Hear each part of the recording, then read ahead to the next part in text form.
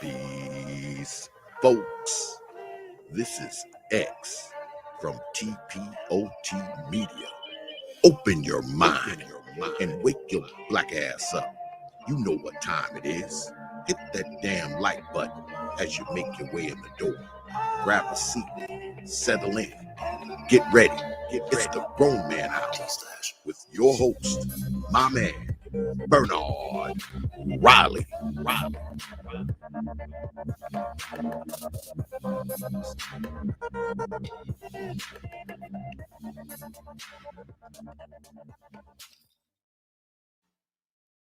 Something special happened today.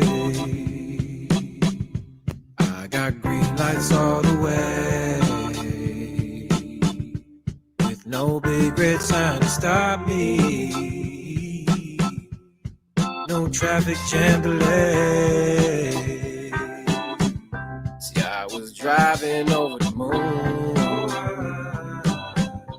in my big hot air balloon, floating high into the darkness. I hope I get there soon. There's so many things to do, so many people I need to talk to, and they've all been waiting for me. Well, I gotta make it through. Something special happened today. I got green lights all the way, with no big red sign to stop me, no traffic jam delay. Thank my stars for every green. You have no idea what it means. No, no. To a man who's always traveling, who's seen the things that I've seen. I don't know what's yet to come. Not sure of anything that I've done really makes that much a difference. Well, I hope it has for some. Something special happened today. I got green lights all the way, with no big red sign to stop me, no traffic jam delay. Well, I was driving over the moon in my big hot air balloon, floating high up in the darkness. I promise that I'll make it to you very soon. Something special happened today.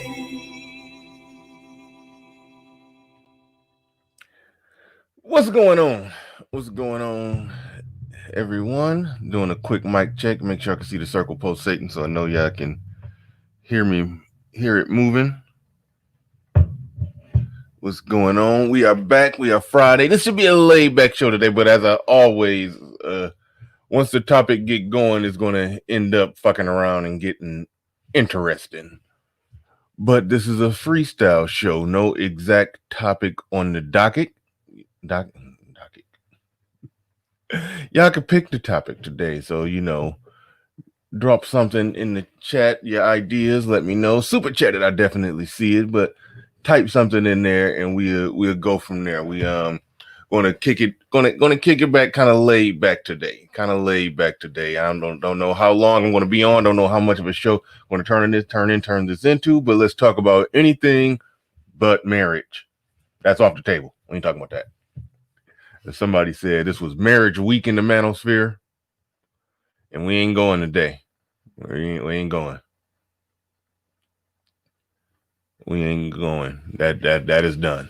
That is done. We ain't talking about that one today.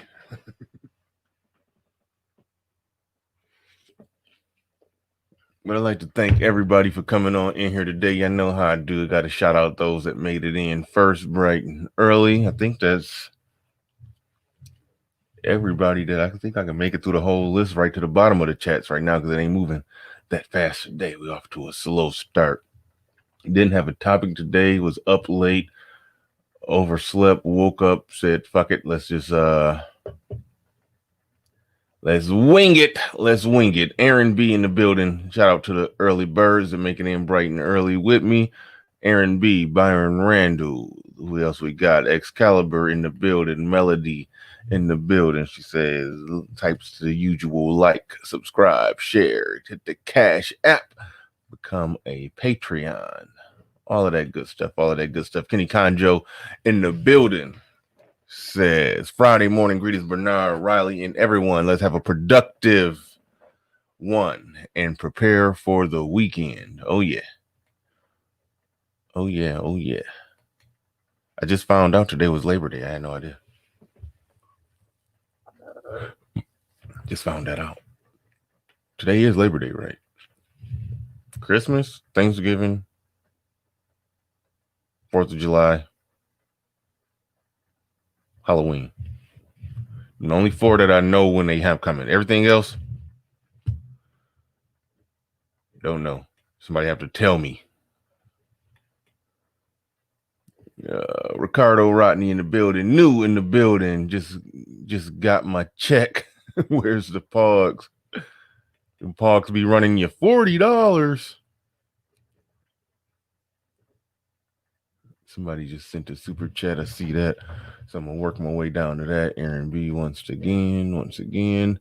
Let's see who else we got in this piece. Who coming in bright and early? Darian Anderson in the building says, morning, everyone. Wealthy firefighter in the building. Falcon Black.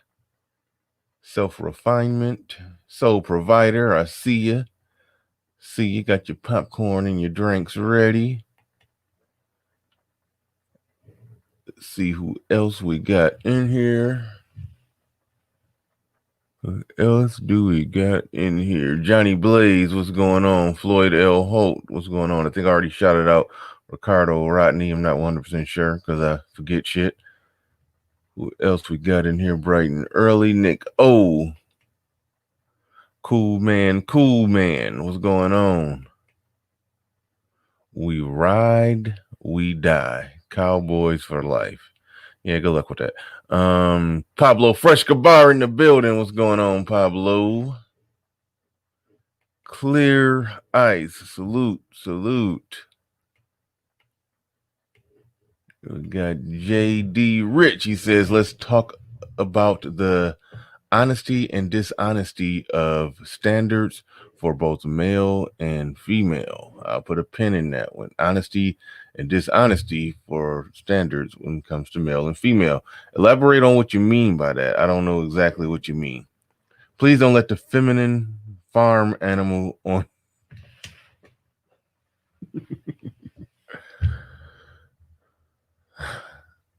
Please don't let the feminine farm animal on your panel. Keep those broke first scammers and doxers off your chance. I think you mean channel, please.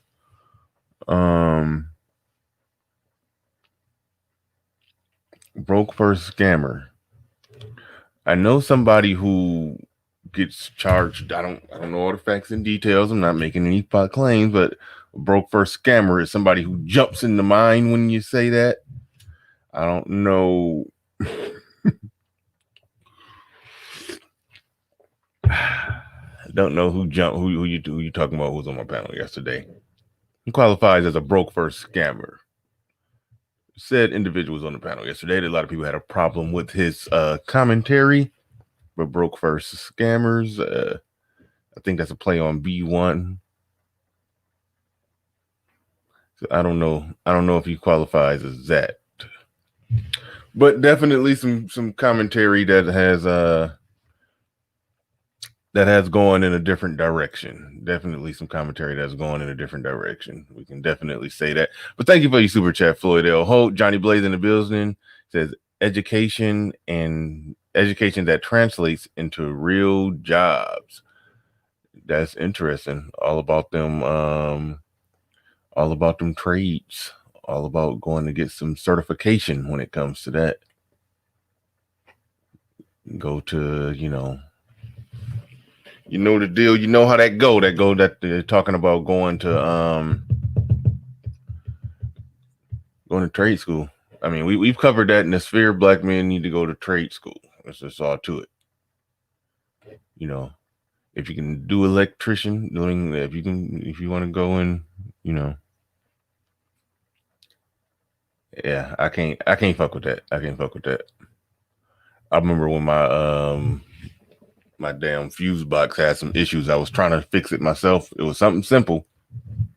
Called out the professionals.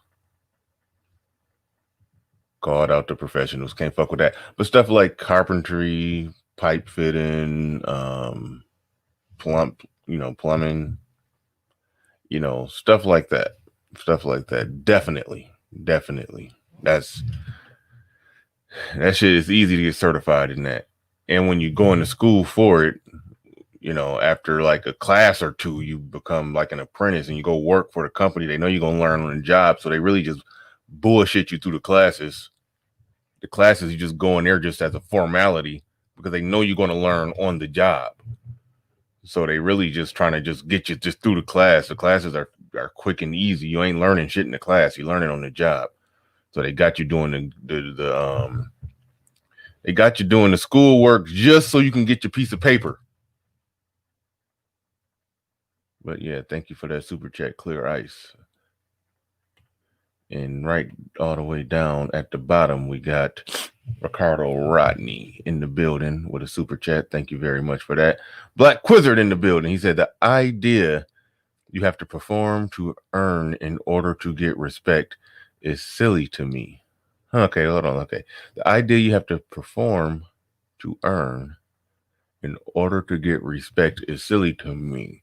We could talk about understanding your worth. You don't have to meet strangers' qualifications to be valuable.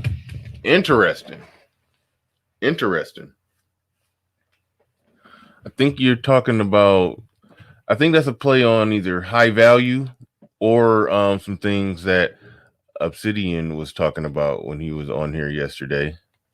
I think you definitely sound like you're throwing it back to that. And yeah, see that goes back to the main topic that I had yesterday, which I would have more happy for us to stay on versus going back into the marriage argument, is that we essentially, the whole high value thing, people are running amok, jumping out the window with the shit. And I feel like it's important that people realize that even the way that Kevin Samuels lays the shit out, that yes, high value is one thing. It's up there. It's a I understand how he defines it, how he lays it out, and hey, that's a thing that's there. However, being not there doesn't mean that you're low value. You know, it's like if being a high value 3-point shooter mean you could take 100 threes and make 90, the person who makes 85 doesn't mean he's a low value 3-point shooter. You know, he's still valuable when it comes to shooting threes. The person who can make half of them is still valuable. But people are taking high value and saying anybody that's not high value is low value, and that's how it's turning into the new gaslight. And that was the point of the previous show. But I think that's where you're going with it when you're saying the idea that you have to perform to and earn in order to get respect. I mean, there is some respect that comes with performance. You know, respect comes with performance. I'm not denying that. That part is obvious, but when you get into what you said in the second part, where you said we could talk about understanding your worth, yes, an individual who has not jumped the hurdle of what, you know, is now considered high value, or what is, you know, considered high value, that person isn't worthless because he hasn't got there yet. And that was something that Obsidian was technically arguing, and I don't even think Kevin Samuels would argue that point. You know, Obsidian was taking it further and more extreme than what Kevin Samuels even would. That was something that I did want to say, that it was like he was making arguments that I wasn't even convinced that Kevin Samuels would even make on the shit, you know. But there's that. Yeah, it was a few things I'm not going to rehash. But I like how you said you don't have to meet strangers' qualifications to be valuable. That part I agree with 100% with what you're saying. You don't have to meet the qualifications of strangers to be valuable, you know. Based off everything in the strict definition that Kevin Samuels laid out of what a high value man is, I am not a high value man. Let me look right at the camera. I am not a high value man based off that strict definition that's laid out. And like I said on the last show, you have to, if we're going to use that term, we got to use his definition. If we're not going to use his definition, we need to come up with another term that talks of that speaks to what is a man who has value, who's productive, who's a good, decent dude, who's doing what a man is supposed to do. But, you know, it's a certain threshold, you know, that this guy hasn't made. No, I haven't made $10,000 a month for the last 60 months consecutively. I haven't done that. So right out the gate with the income thing, I don't qualify. So there's that. And I think most people don't. We know for a fact 10% of people don't make $100,000 a year. So if we know 10% of people don't make $100,000 a year, and definitely below 10% have made $100,000 a year for the last last 5 years. Like, so we know most people are not in it. So and that's okay. And that is perfectly okay. Had to get up. It may sound like I'm far away because I had to get up and do the little camera thingy majig that I have to do. And when I was getting up, I saw a comment saying something. Somebody said, "No man can define you." Yeah, I know. I agree. That's why I said if we're going to talk about what a high value man is, we have to accept Kevin Samuels' definition. If we don't accept his definition, then we need to use a different word to describe a man who has value. That's all I'm saying. That's all I'm saying. Let me see what y'all are talking about. Melody in the building with a super chat. See, I have the knack of rejecting the premise of a lot of people's arguments, even though I don't reject the premise of what he's saying and what he's laying out there. I do not reject the premise of it at all. I don't reject the premise. You know, I understand what he's saying and where he's coming from. But damn, where was I at? Melody, thank you for the super sticker. Now I lost my place. I'll get back to it. I lost my place, Melody.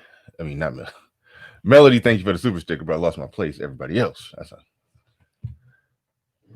Not necessarily, Bernard. High value too, but when women say you have to do this to qualify as a man, I mean, oh yeah, no, that's the bullshit part. That part right there, what you just said right there, is the bullshit. To qualify as a man, you must do this. It's like they're missing the other part of the argument that the vast majority of women do not qualify. The things that he laid out, because just like it's a non-negotiable financial component for men, as he laid it out, it's a non-negotiable beauty component for women. You must be pretty, beautiful, or gorgeous, or something, 8, 9, or 10, or something like that. You must be fit. We know that 80% of black women are overweight. So there's that. So I mean, we already probably knocked it down to 10%, because you gotta be an 8, 9, or 10, and you can't be in the 80% that's overweight. And then the whole feminine, cooperative, blah blah blah blah blah, whatever else, we're knocking it down to a very small percentage of women. So that's where women are smuggling bullshit into the conversation. And that's what I was talking to Obsidian about, how he, accepted whole hog. He's saying it was almost like a black woman saying that this is what it takes for you to get their submission. So you like chop chop. I was like, okay, so you got to just make what? Got to just go make $150,000 a year. He said chop chop. I'm like, okay, so I mean, that's black women say jump, you say how high. I mean, that's what it sounds like. Like, I was just like, come on, man. Like that's why I'm like, this is a bullshit gaslighting argument. An average woman who's with an average man who's working hard and making average, or even above average money, making above average money, and may even get more raises as he works harder. Yeah, that woman, yeah, she should put her fucking head on straight, be cooperative, and act right for that guy. That's just simple math. That's just simple math. But what you got is average women making arguments saying that guy A or guy B, he's not a high value man, so he can't expect this or expect that because he's not a high value man. It just gets goofy like that. But I don't think Kevin Samuels is presenting it in that goofy way. I think everybody else is taking it and running with it in a very goofy way. I think that's what's going on, more or less.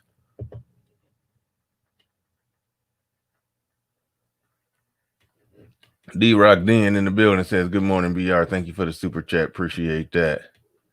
Got good dialogue going with Black Quiver. He said, there is respect that comes with performance, but you don't need to perform in order to gain respect. Understand that. That's very well said. That's very well said. I do understand what you're saying. There is respect that comes with performance, but you don't need to perform in order to gain respect. You can gain more respect through better performance, but if you have not performed to the level of being a guy who ultimately is, what I consider 5% of men when you really lay out the definition, 10% at the most, 5% at least. Yeah, you don't got to be a 5%er to have respect as a man. I respect a construction worker who gets up and goes to work hard every day for his family, making $60K a year, paying bills, putting food on the table, taking care of his family. I respect that man. Now, can somebody who's, super successful, making $150K, can he go places and do things and have a certain respect in higher areas of, of America? Yes, of course. And that's great. That's a great thing for him. But everybody is not required to be, that. And again, women are making the bullshit spin move, gaslighting with full of fuckery argument, basically trying to say that unless you're that, then you're not worthy of respect, or not worthy of this, or not worthy of submission. It's a bullshit argument. And that's what we do on here. We refute a lot of bullshit arguments. This isn't me pleading with them, please just be with me, just like me for who I am, take me as I am, black woman. No. We like to refute bullshit arguments here. When we hear bullshit narratives, we like to refute the bullshit narratives. And again, I got to reiterate, like I did on the last show, this isn't refuting anything that Kevin Samuels is saying, because Kevin Samuels, what he's saying is okay. And for the conversation that he's having over there, what he's saying is in pocket and okay. It's people's response to it that I'm having that I'm taking some issue with. Black Wolf Inc. in the building says, "Booyah! I'm in the building, and RBR looks like Squidward fresh out the ocean." Shazam, bitches, Shazam. He said a nigga look like Squidward fresh out the ocean. Goddamn. Broke if I broke. We ain't got it. Big Poke Dog. Thank you for the $10 super chat. Appreciate that. The word high value existed before Kevin defined it. Are you sure about that? He said Kevin is defining a small percentage of brothers, but the word is not solely Kevin's. Okay, the word high and value existed, but in the context that Kevin Samuels is talking about it, I don't think the term high value man in the context that he's talking about it existed. Like I said yesterday, we had a way to talk about a man whose value was high. Just like before Ron Wills invented the term select man, we had a way of discussing a man who was often selected by women. We had a way of discussing that. But when he put those words together and said a select man versus non-select man, and then defined it, if we're going to talk about a select man or non-select man, we have to accept his definitions. He defined it. He created a term and he defined it.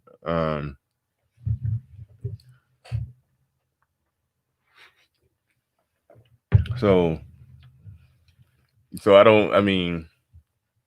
we knew how to measure a guy who was killing it prior to Kevin Samuels. That is true. We knew how to measure that. But if I make up a word, any phrase, put it together, and now it's a thing, and I define it, and I talk about it, and I have an audience, and I put it in writing, and people can see it and refer to it, and now it's all through the algorithm. Everybody's talking about it. I think you do have to go back to the source. That goes back to what I said. If you don't like his definition, you shouldn't use his word. If you don't like his definition, you shouldn't use his word. You should find different words to describe varying levels of success and value and productivity and competence in a man without using his word. Because if you're going to use his word, you have to first accept his definition. But you could say his definition is bullshit, but then if you say his definition is bullshit, then don't use his word. Unless you could show me that phrase was an actual phrase that actually existed long before him. I'm not talking about the concept of knowing how to measure a man's value. I'm talking about that wording. Unique wording matters.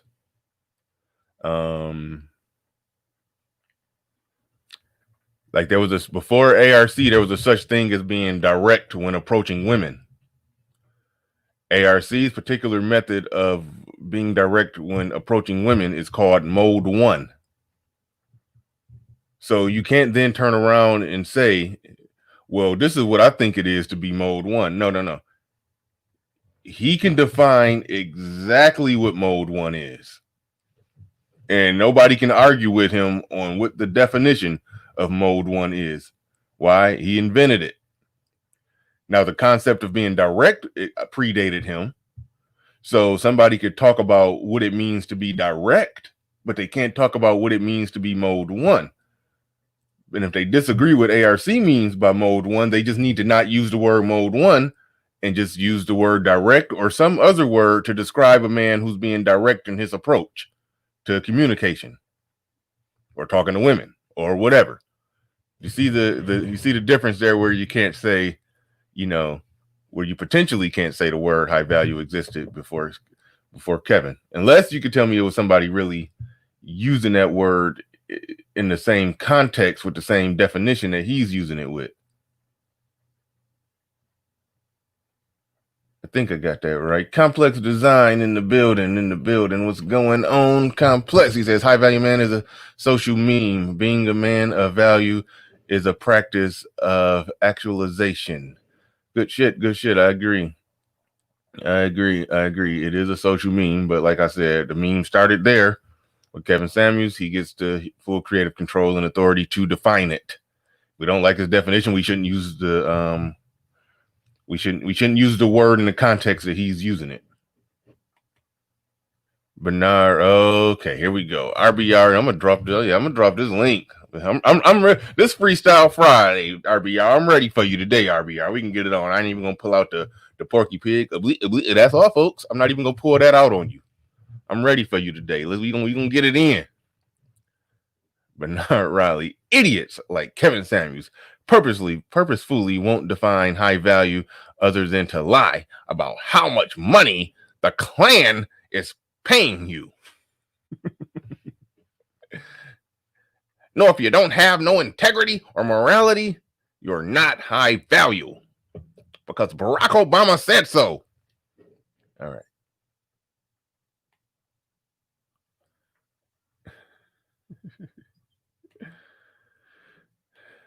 Oh boy. Okay. During COVID-19, I suspect many high earners took a pay cut. I'm not convinced of that one. Well, maybe, yeah. If you were a high earner and you lost your job and you had to get on that unemployment, even though it was $900 a week, if you were a really high earner that made, I don't know, $2,000 a week, yeah, you took a pay cut. If you made $600 a week, $500 a week, $700 a week, you got a raise. People working at Kroger, making a little over minimum wage. They was probably bringing home $450 a week, and they bumped up to around $900 a week. Like, that's wild. That's wild and wacky right there. Lord Commander, I don't qualify as a high value man, and I earn $250K. Okay, this is interesting. I'm not that visible. Thank you. And I have a mediocre network. Thank you. Kevin Samuels is in a frat, which automatically gives him a network. That's sort of the point that I'm making here too. You can make all the money, and like it's some pretty. It was professional athletes. I think Tesla and other mighty powerful men who somehow didn't make the cut. So I mean, like I'm talking about here, we talking about maybe 5% of men. It's men that make all kinds of money that don't make the cut. So that's why I just came out near the beginning of this episode and said, hey, I'm not a high value man based off the definition. And like I said, we do got to accept Kevin Samuels' definition. Yeah, a lot of us don't qualify, but it's not a problem because it's a real strict definition that only 5% of the men qualify for. So we don't need no bull. We either need to not use the term, reject the bullshit gaslighting arguments, and move on, because there's ways to measure a man's productivity. I mean, you could be a hardworking, self-made entrepreneur making $90,000 a year, but you could be doing it all. You could be a hardworking, self-made entrepreneur making $150,000 a year, but you could be doing it all, selling, buying products wholesale. I kind of do this already. Buying products wholesale and selling it on the internet place, retail. You don't have a network. You're kind of behind the scenes. People don't see your face unless you go make the sale in person, or if they come to your office to buy it or whatever. It's a social element to it. It's so much to it to where, yeah, some people need not even, I mean, yeah. So I appreciate your super chat and what you're saying there.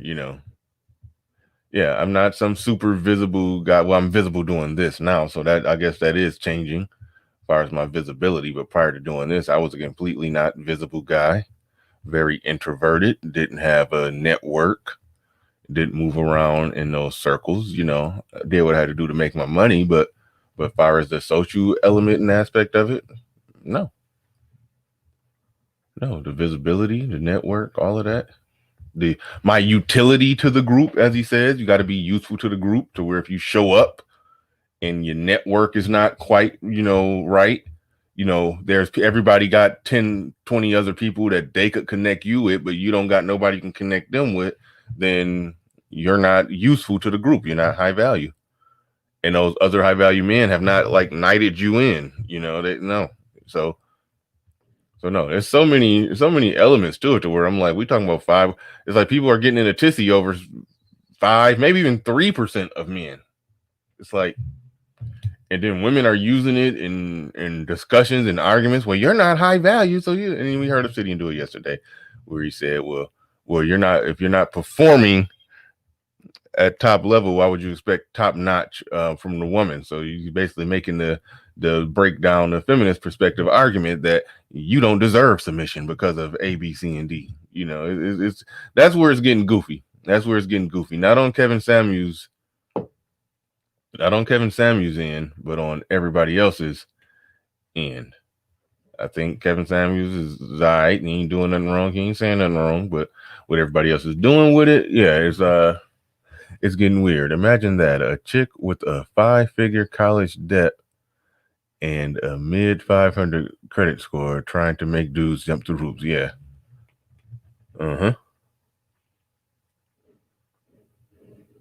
Kevin is talking to a specific crowd. I said that yesterday when they was talking about in certain places in upper corporate America, or if you go into the Chambers ball or whatever, and you need the the +1 and all of that. I'm like, that don't apply to the everyday brother, the everyday white guy, the everyday person. But yeah, if you're trying to move up and be, Mr. 250K vice president of something, yeah, then yeah, okay. Yeah, man, yeah, that's moving on up and doing all that. Yeah, that's wonderful. That's great. Nothing but salute and shout out to everybody in that realm. Absolutely. But what I don't like when regular folks on the ground, because I like to talk about regular folks, and I like to talk to and about regular folks in the middle. I don't like when regular folks in the middle are taking those concepts that Kevin Samuels is talking about and trying to force them into conversations between normal people. It gets weird when a lot of the shit don't apply. That's why I keep bringing up Obsidian. One of the things that he said, I was like, that's a good point for the conversation that Kevin Samuels is having, but everybody else is not exactly having that conversation. If Kevin is talking to a specific crowd, is not necessarily talking about him. I think you're right, and I understand he's talking to people wanting to get into certain circles. Yes, get into those certain circles are is a lot of what he's talking about. I think a lot of people are on board with doing what they got to do to make the certain money. There's lots of ways to make the certain money. But being that dude, being that guy, certain circles in those certain places out in corporate America and all this and all that and all of the above is a different thing. But salute and shout out to anybody who's, in that realm doing that thing,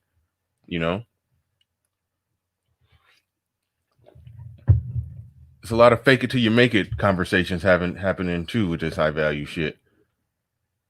We'll get into that. A lot of fake it till you make it going on. All right. I think I saw another super chat.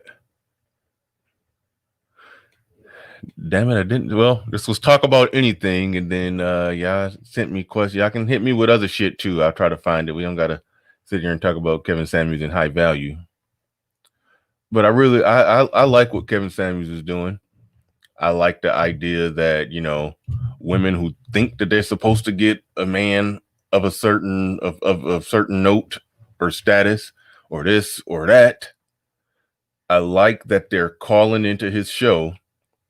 And other than like I said this yesterday, other than him saying that a man should be able to know if he want to marry a woman in 6 months, put a ring on it in 6 months, and be probably married within a year. That's a tough one. But other than that, he is hitting those chicks with some tough, hardcore, red pill information. He's gut punching them with some red pill truth and letting them know why they don't qualify and telling them they need to go get back with their regular dude that they left because they thought they could do better because they ass really can't do better. He's hitting them with that. He's hitting them with some truth. So for that, I definitely enjoy what he's doing. I like what he's doing. A lot of people are jumping out the window with the shit, but I do like what Kevin Samuels is doing. You could argue that he's getting his Steve Harvey or Derek Jackson on because when he starts his show off, he is talking about what a high value man is and what it takes to get a high value man. And they call in, they like, yeah, I want a high value man. I want a high value man. But then when the conversation get going, he let them know exactly where they at. If he was telling them bullshit like these men, they just ain't ready to step up to the plate to treat you like the queen you deserve to be treated like. Then I would be like, okay, he on some bullshit. But he is telling women the truth, and that can't be knocked. Kevin Samuels should have been the face of the black manosphere. Kevin Samuels should have been the face of the black manosphere. Well, we say he should have been. In a way, he kind of is. In a way, he kind of is. ARC in the building. He said, Bernard Riley well said, and hashtag Falcon Black self-refinement. There is no such thing as mode 1 pump and dump. Yep, that is true. I agree with you on the way you laid out the definition. That's what I tried to explain on 2 shows in a row, and that's why I don't like the term pump and dump, because it implies it. I'm not recircling that, but yeah, I agree. I agree. Actually, I think ARC, the first time I talked to you, it was around the time of that debate, whether or not mode 1 was pumping and dumping, and I thought it was at first, but then you convinced me. Actually, it was Obsidian who convinced me, and you came up and you talked about it. I think that was our first time speaking. Indigenous TV says, I have a mature disposition, no kids, no crippling debt, my own car, my own home, and I don't destroy my own people. I'm high value. Shout out to Mr. Samuels. High value has different qualities. Yeah, but see, like I said before, he more or less, it's his term right now. So if you're going to use the term, you got to use his definition. Otherwise, don't use the term. There are plenty of ways to talk about somebody who has value, somebody who's valuable. There are plenty of ways to talk about that. So that's why I think if you don't accept his definition, then you shouldn't use this term. Because for better or worse, like it or not, love it or hate it, that's his shit. He can define it. Has Obsidian ever said on the record if he's a high value man? Yes. Yes, he did say on the record that he is a high value man.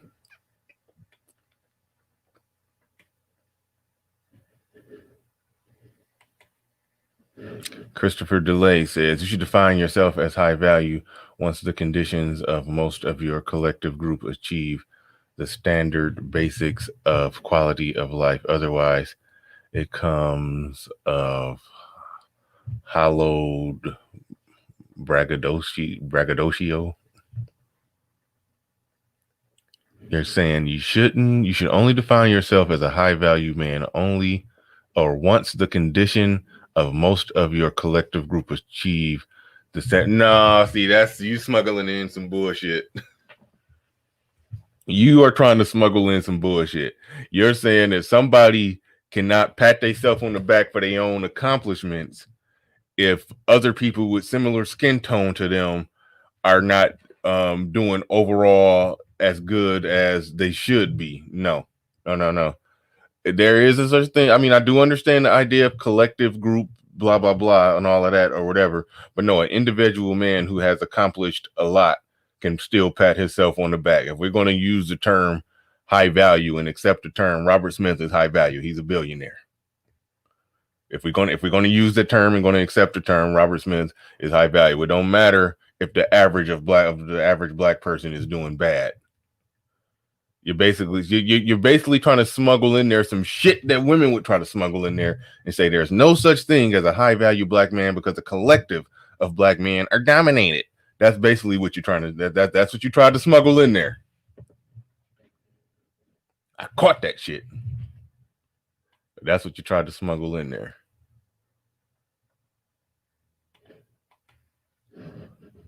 If most of us black men aren't making 10 grand a month, why are we talking about him so much? He don't speak for the majority of black men. I agree. He's having a specific conversation over there. He's having a very specific conversation over there. And I get slightly annoyed when so many people keep jumping on that conversation and the concept of high value men and start just being used as a gaslight in the conversation. Because what you need to change that statement. It's not if most black men, no, it's most men. Most men, 10% don't make 10 grand a month. Actually, more than 10%. I mean, less than 10% don't make 10 grand a month. Because make $100,000 a year, that's 8 grand a month. So that's a whole nother ball of wax. When you're talking about 10 grand a month, that puts you at 124,000 a year. So less than 10% of men make 124,000 a year. So yeah, it does not speak to the majority of people, but it is a specific conversation for a specific group for a very specific reason. And seeing as 90% of women want one of those men, so he's having a specific conversation with those women about what it takes to get one of those men and why you currently don't qualify for one of those men. So it's a very specific conversation that should not be used to gaslight in other conversations amongst regular folks. That's the moral of the story, in my take, in my position, in my perspective on high value, on the whole high value conversation.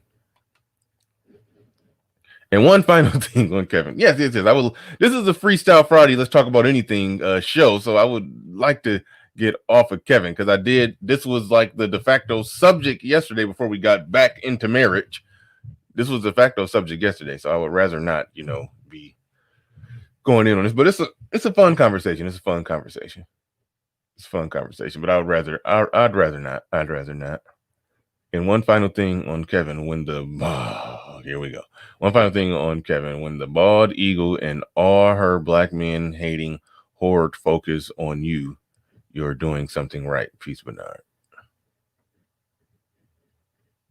Oh, the bald eagle has something to say about Kevin Samuels? That's interesting. I didn't know that. I really don't keep up with her. I'm not subscribed to any of her channels, but that poll that I did a response video to, somebody sent me that poll, and everybody under the sun was talking about that poll she did about would black women be safer under white supremacy than under black rulership or whatever.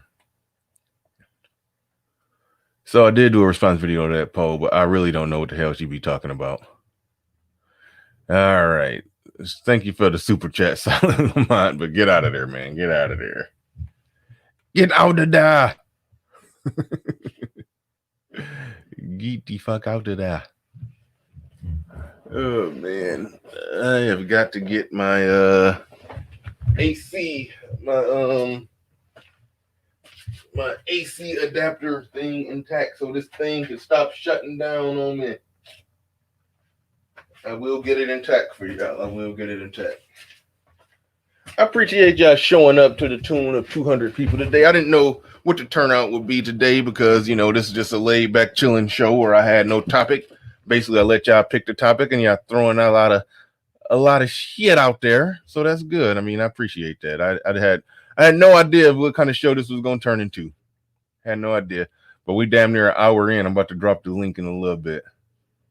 But I appreciate all y'all for showing on up.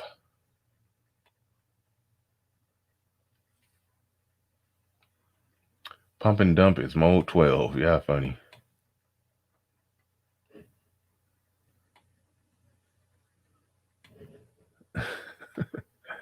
Let's see what else we got in here. Corner Store Podcast in the building. Based on how you know Obsidian, Bernie, Do you think he is a high value man based on the definition? Damn, get out of there. It's a real strict definition. So, damn, get out of there.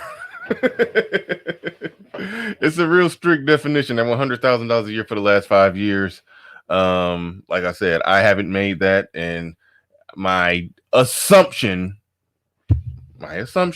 I don't know for a fact.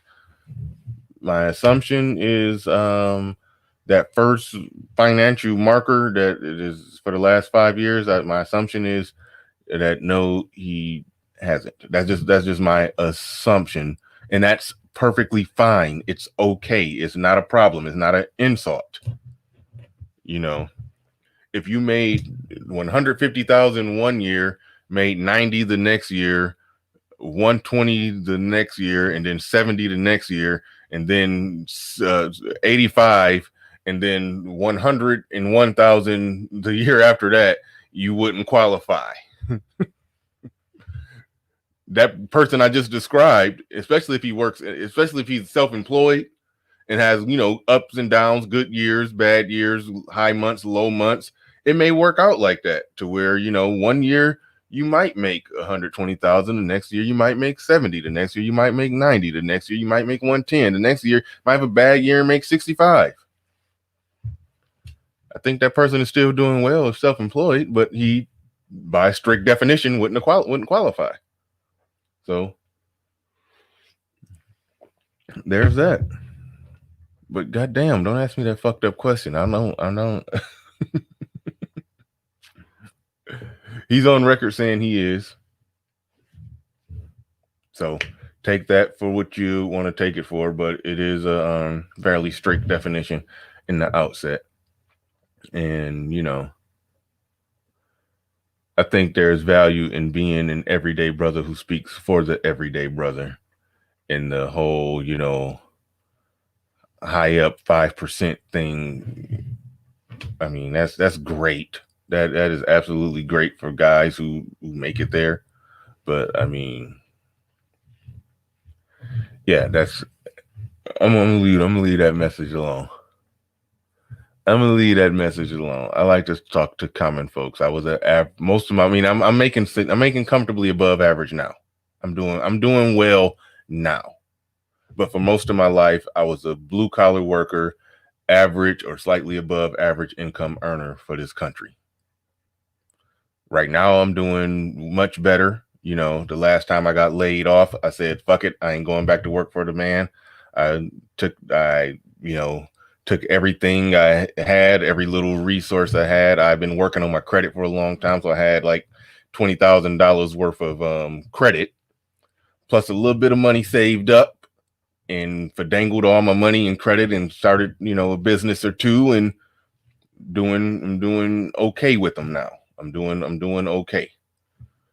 But, but prior to, and this was 2019 or 2018. Damn, when did I lose my last job? I got laid off, and then I started, I think that may have been early 2019, and I was late 2020. So I don't know, going on 2 years. It's been 2 years since I've been self-employed for probably a year and a half. I mean, I literally have one of those stories of, I lost my job and I didn't want to go back and work for the man, so I started my own business. And yeah, I got one of those type of stories right now, where and where I'm doing okay. I ain't just to the moon, killing it financially. I still got a lot more work to do, a lot of ways to go, but yeah, I do have one of those type of early. My story right now seems like the beginning of one of those, good, true blue American success stories where, you got laid off working for a job that you was just working out of necessity because you had to work it. And then you had the opportunity to go back and do that same type of work, but started your own business and shit is going well. So that's my story right now. So if I wanted to, I I could stop talking like the everyday brother and say, hey, I'm a businessman. I could talk shit right now if I wanted to, but I don't know. I'm still the everyday brother, and that's how that's how I view myself, and that's how I view the world. That's why a lot of arguments that Kevin Samuels be using. And I'm not saying that as a slight, because he's admitted to using it. He's shouted me out a number of times. He played clips from my show on his show, and I picked up over 100, more than probably 200 subs total when you add it all up. So I've been compensated for him using my argument. But he told me he's used some of the arguments that I make, talking about the average Joe person in this country, and what that average Joe person should or shouldn't expect.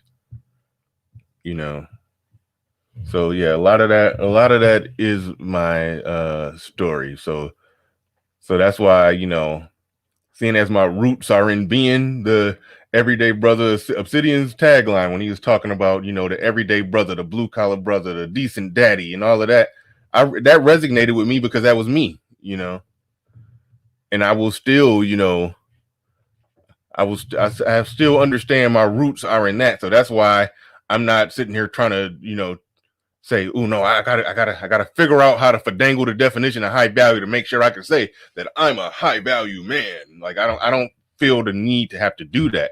I love the conversation that Kevin is having over there, but I don't feel the need to try to flip that conversation into my conversation. And I feel like that's what everybody is doing, and it's not useful to do that. Like, that's Kevin Samuels shit, and I feel like people are just jumping out the window, going to the moon, trying to be something that they may not be right now. That's why I said it's a lot of fake it till you make it going on with this high value conversation that I really do want to get off of. My mentor told me, whenever woman you plan to marry, make sure you exchange credit reports.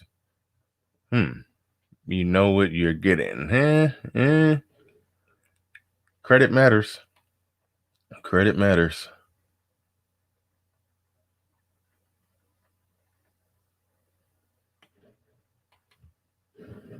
My brother makes $12,000 a month, and he does not call himself a high value man. Yeah, no, I understand. Where he's coming from with that. Bernard, do you believe that the gun accuracy exists? And what do you think about Obsidian saying it doesn't? Man, y'all gotta leave me alone with this Obsidian shit, man. Oh man, I mean, yeah, I do, but I mean, yeah, I do. And what I think about Obsidian, saying it doesn't, I don't know. I don't know. I don't know where he's going. He's going a different route. I have no idea where he's going and why. Because a lot of people are saying he's changing up for money, but I don't see where the money is at the end of the rainbow with what he's doing, like the pot of gold at the end of the rainbow. I don't see how he has for better or worse, he has a manosphere audience. That's his audience. Me and him had this conversation off the air that the manosphere is the audience. So when you go to war with your audience, nobody wins. We've had that conversation off the air. So So I mean, I don't know where he's going. I don't know where he's going, but he's definitely going to war with his audience. So I don't know.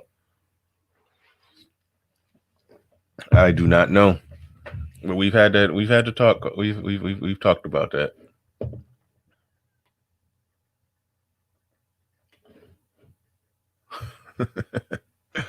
Yeah, I gotta stop asking me these questions.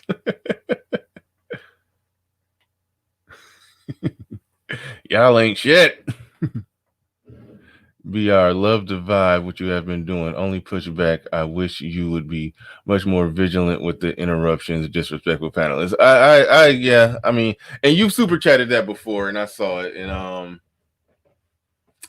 I'll work on that because shit do get out of hand. I do like it to be a little intense. I like a little passion, but I don't like it to get just utterly just disrespectful, cussing each other out. And so yeah, I do like passionate debate, but so it will never be. I'm probably a try it here and there, but it'll never be just a steady, consistent. You speak 4 minutes uninterrupted. Okay, now your turn to speak 4 minutes uninterrupted. Now your turn to speak 4 minutes uninterrupted. Now your turn.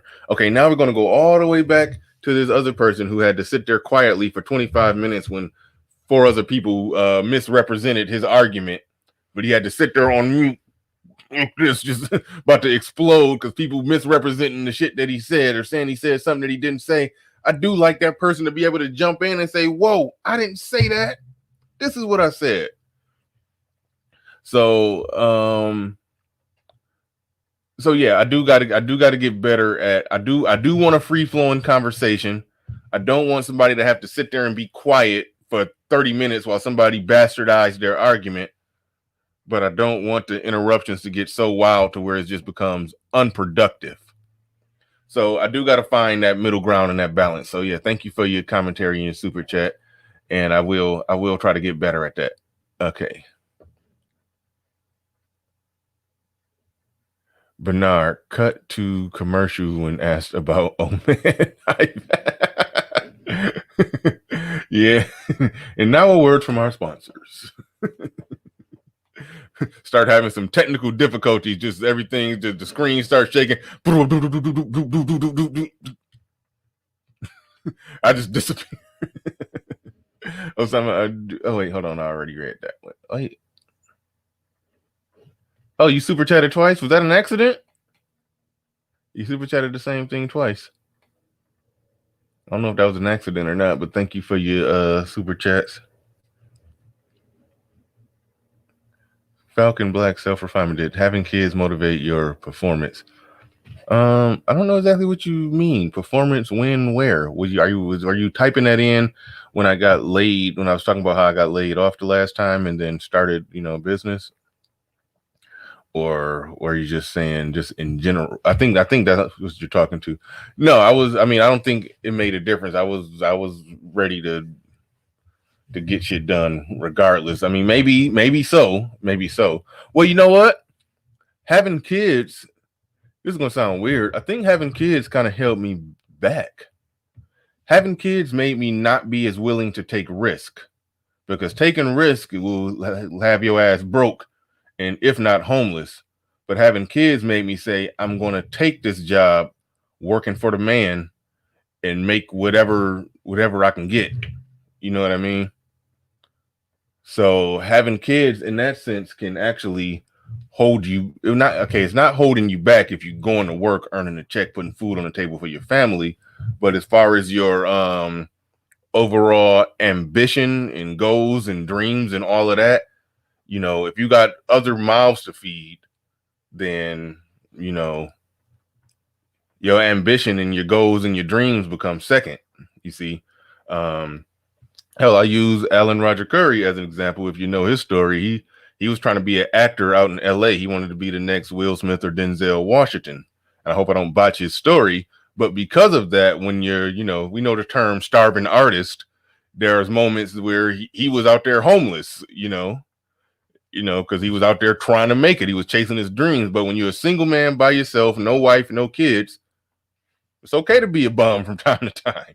It's okay to be broke. It's okay to sleep on somebody's couch. You chasing your dreams, Now, at some point, you will have to get realistic if you find yourself, damn near 40 and shit still ain't working out. Some people tap out at 30. They try through their 20s. All right, at 30, it ain't worked out. Okay, fuck it, I gotta get a real job. But so yeah, having kids will it could possibly hold you back from chasing your dreams if the dream you're chasing is a dream where you could potentially be broke for a long period of time until that dream come true. So for the most part, having kids is sort of what kept me working for the man, and what kept me just working a job that paid okay, barely okay, but I knew if I worked a lot of overtime, got double time and overtime and all of that, I could make enough money. So I was just working my ass off doing blue collar work and steel toe boots just to, provide. Where I could have been, doing a little more, shit that would have, ultimately, resulted in better long-term outcomes in terms of, self-employment in business and all of that. So there's that.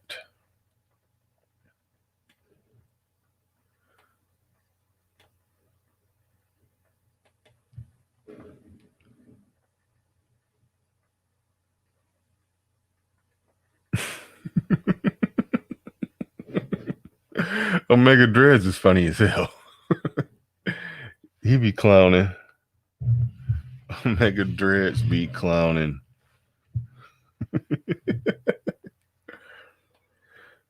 All right. I'm about to open this up. Can we stop talking about, oh man, his only objective is to make money? He is using gaslighting techniques to stay relevant in the space. Thank you for your super chat. I appreciate that. Ricardo Rodney in the building. Topic: is there a such thing as real brotherhood?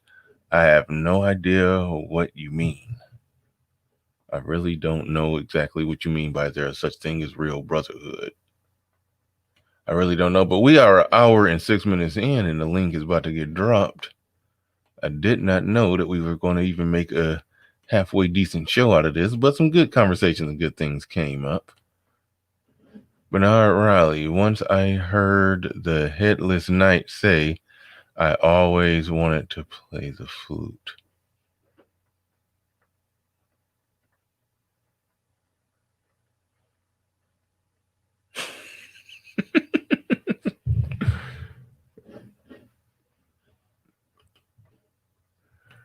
All right, the link is in the chat. Anything that we've talked about today thus far, we can talk about it, or you can come up with a completely fresh new topic. And if you got a take on what Ricardo Rodney was talking about when he said, "Do I believe there's such thing as a brotherhood?" I really don't know what he mean or where to go with that one. So you can feel free to come on up and talk about that one if you want to. I really don't know what he mean by that. Do you mean like, oh, well, I'll look at it like this. Is there a such thing as real brotherhood? No, I can't even look at it like that. Somebody said before that when we're talking about the sisterhood, somebody tried to say the brotherhood as if men were on the same type of fuckery as, the sisterhood, so to speak. Chaos reign in the building. I know. Wait for it. Wait for it.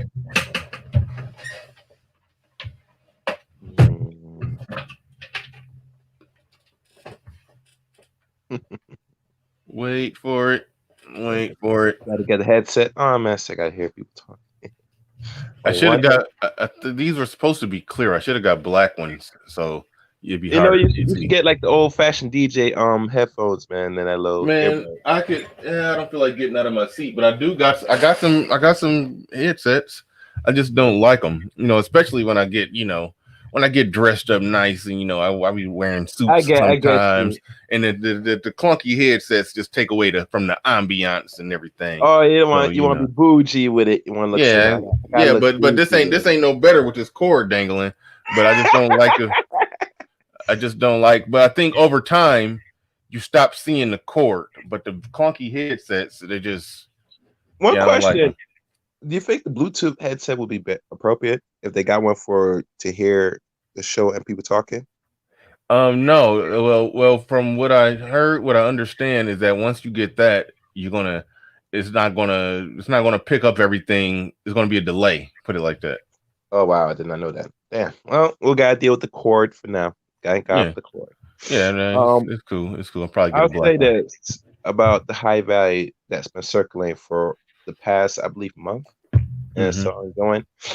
Already, and I know already on Bernard, it's all about getting the bitches, man. Everything when we create these topics, always get the women's attention, because women always try to get our attention. So what the men do, we gotta get their attention as well.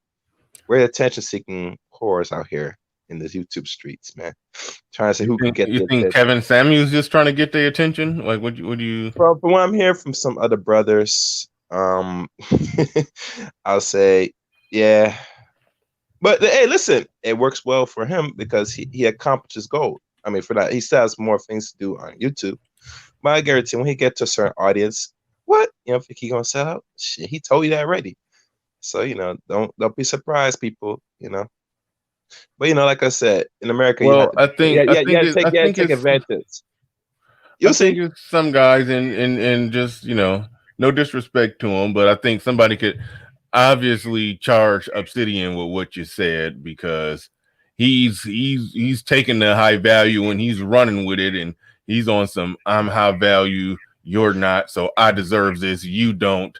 The women are But saying that they want this and I meet those standards, so I'm going to get better results. So they're saying jump. So how high? And you can't jump that high. So you deserve what you get. Like he's like that's more or less what he was saying yesterday when he was on here. So the question is he effective like Kevin? I don't care. I ain't getting into that. I'll just speak to the words that are coming out of his mouth. Because remember, it goes back to the same notion, the great Poopki, Ray Ray, and the non-select and select men. It's always a divide between black men. Just say, all you black women, come to us. Fuck these niggas. Come to us. And we all know in this country, most women on average, if you're not really training your daughters to a certain way, they're gonna pick from what they see is what they call appealing than productivity. And I think this has been going on for centuries on the average. There's stories even not to our culture, but other races that when most stars, they don't really pick on the average effectiveness. They always want to say, you gotta look good and all this stuff, stupid shit.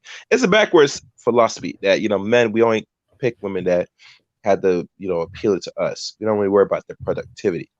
Women usually pick men that is productive on the average, but in this society, because everybody can make their own money and the roles have been changed now for the last couple of decades, you see the backwards of our community.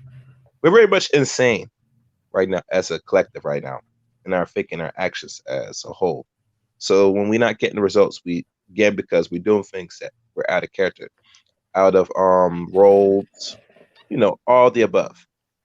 So with these streams, not just your particular, but just talking about say you don't qualify as because bitch, you're dead, you don't look the certain way, you can't get me.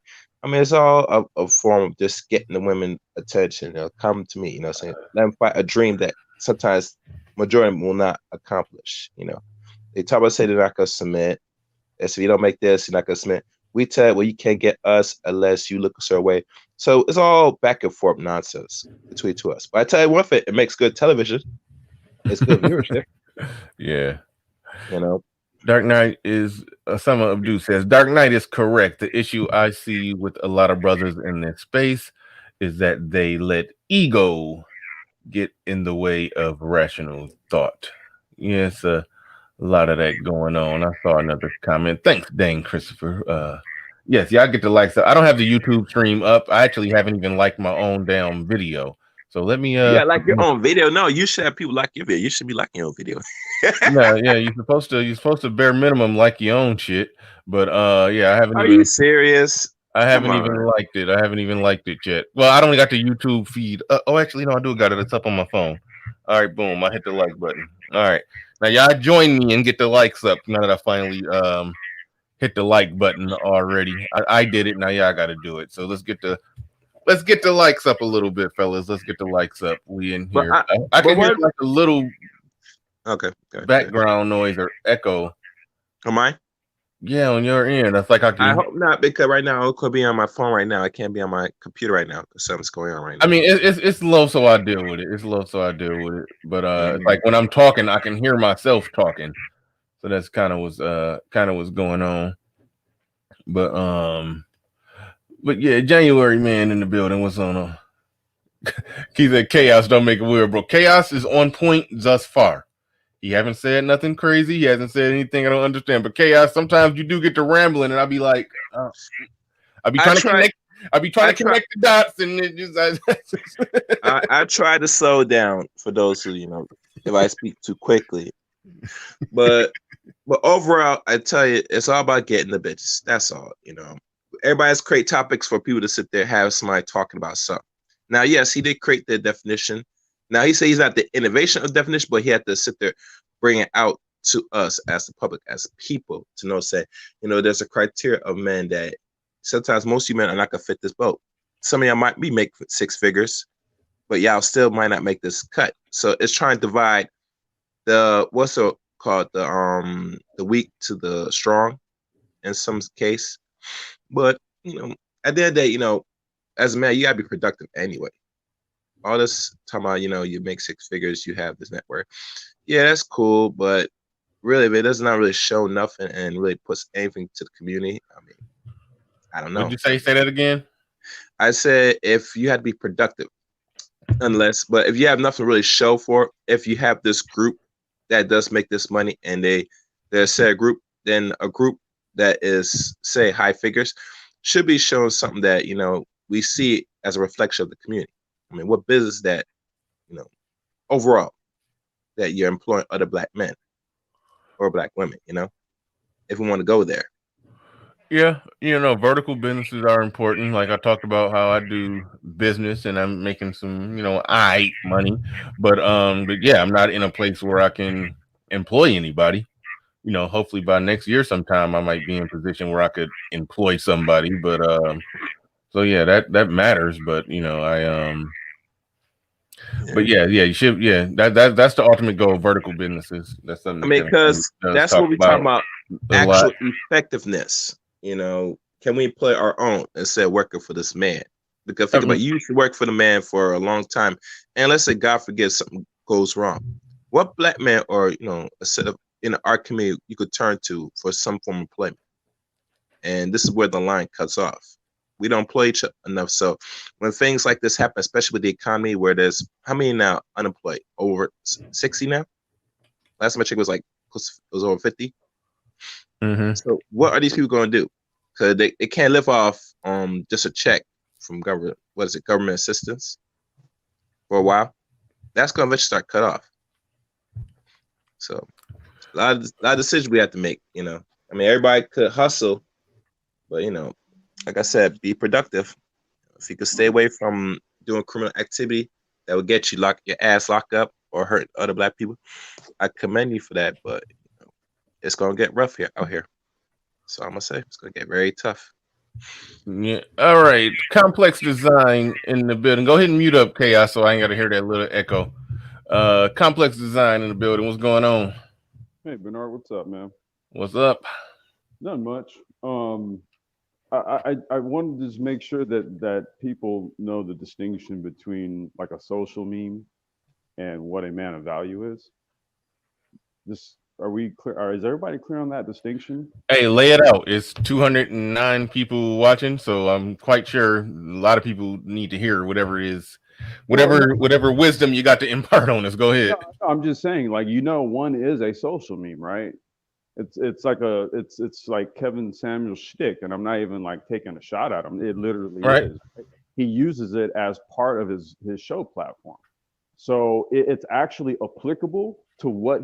So what he does is he has this term, high value man, and he uses it as a conversation piece. What he does is he injects that into the female listener's head and says, okay, that fantasy man, okay, let's give him a place name.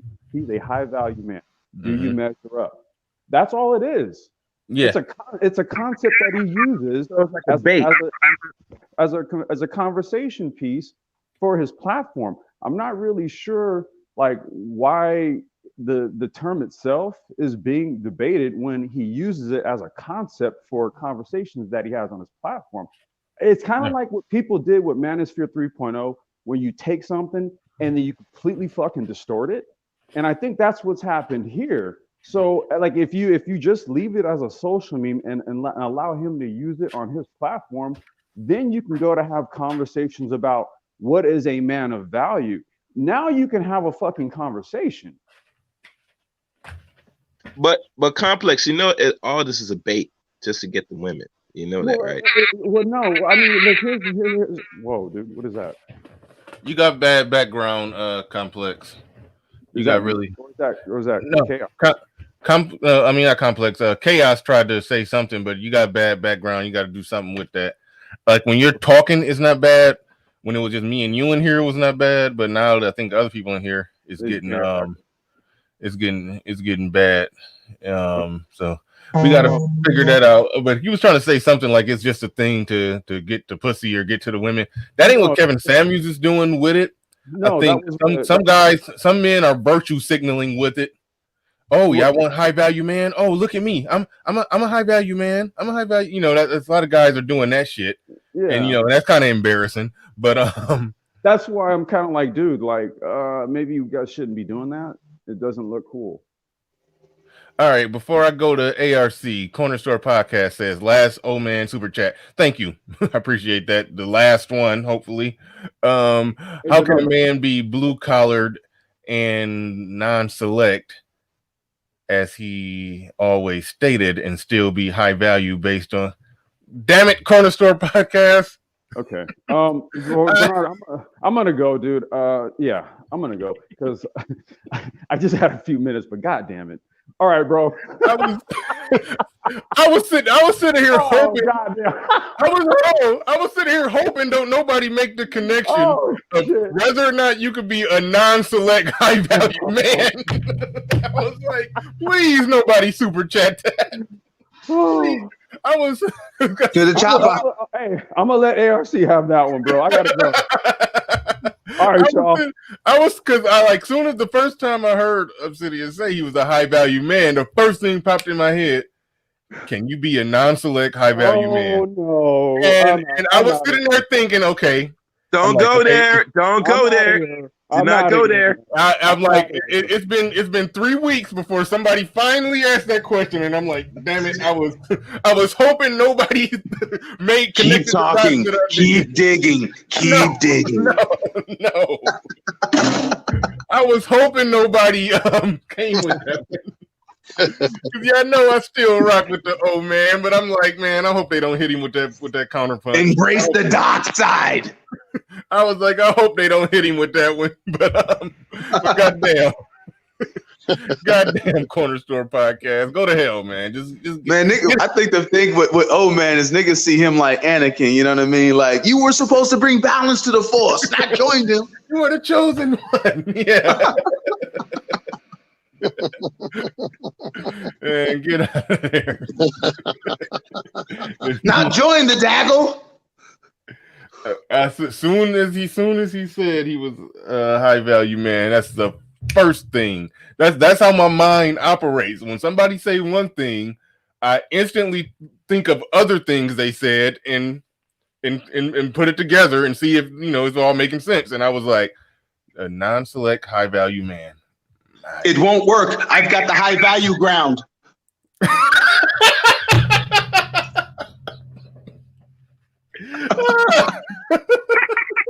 Who that, Keith?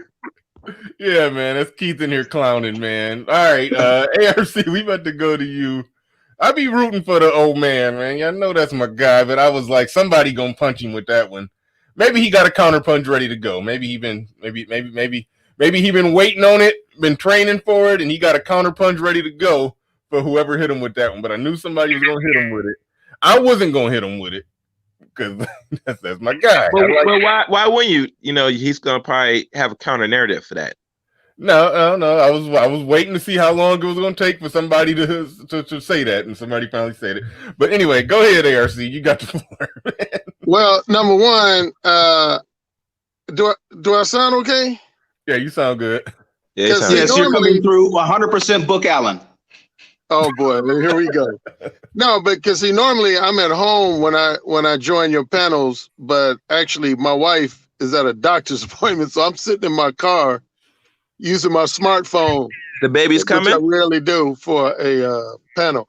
But well, since I wasn't gonna come up here and even mention old man, but since y'all was just talking about that, I'm add on this little thing about him. Here's the thing about old man, because somebody, when I was on, I think the day you interviewed me, somebody super chatted and said, "Hey, ARC, why don't you and old man become cool?" And then you asked me, you said, "Hey, ARC, y'all not beefing right now?" And I said, "No, we're not beefing." I said, "But our interactions with each other's at definite ebbs and flows. Here's the thing in simple terms, and you just alluded to it, Bernard. I'm a keen listener of people. And if they say one thing one day or 1 week or 1 month, and then say something that I feel is a blatant contradiction a few days later, a few weeks later, a few months later, I'm going to catch that. And I've heard you caught me a couple times on that, and I had to say, I had to acknowledge that. Yeah, you got me. You found. I forgot what it was, but you found an inconsistency on something that I was saying. And I was like, I was like, thank you, good point. I had to change my art. I had to make a correction. Put it like that. I had to make a correction because you had. If whenever old man has said, when he made changes on his opinions, his assertions, whatever, when he acknowledges them, I have no problem with them. Mm-hmm. But when I have problem with him, I think most of the people who come to your show has problems with old man is when he's had a major change in a perspective or an opinion, but he tries to act like he's always been that way. Yeah. And that's when it's like, I'll give you one example. When me and him used to go at it, one of his arguments was dating coaches are useless for non-select men because women, and more particularly black women, they like who they like, they don't like who they don't like.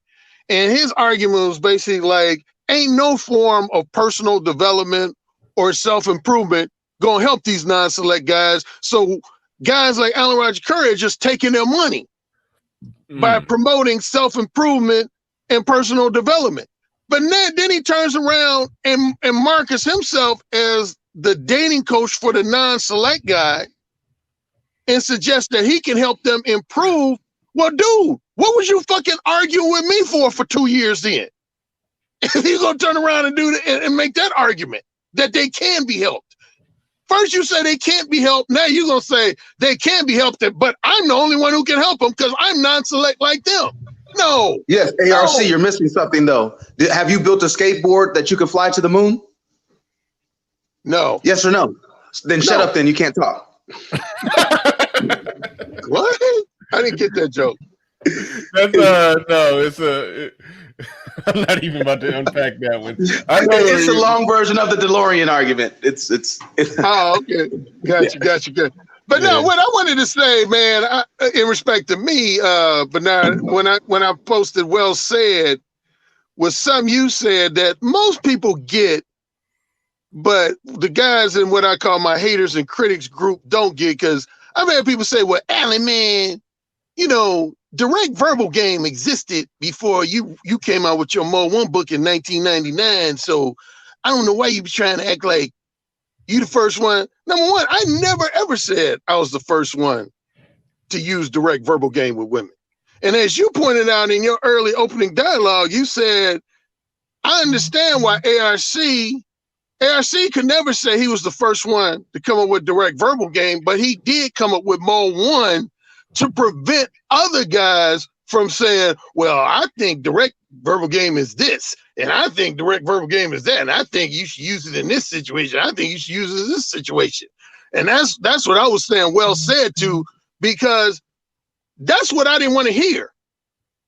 That's what I didn't want to hear. So that's what Mo 1 is about. Mo 1 is Alan Roger Curry's brand and version of direct verbal game.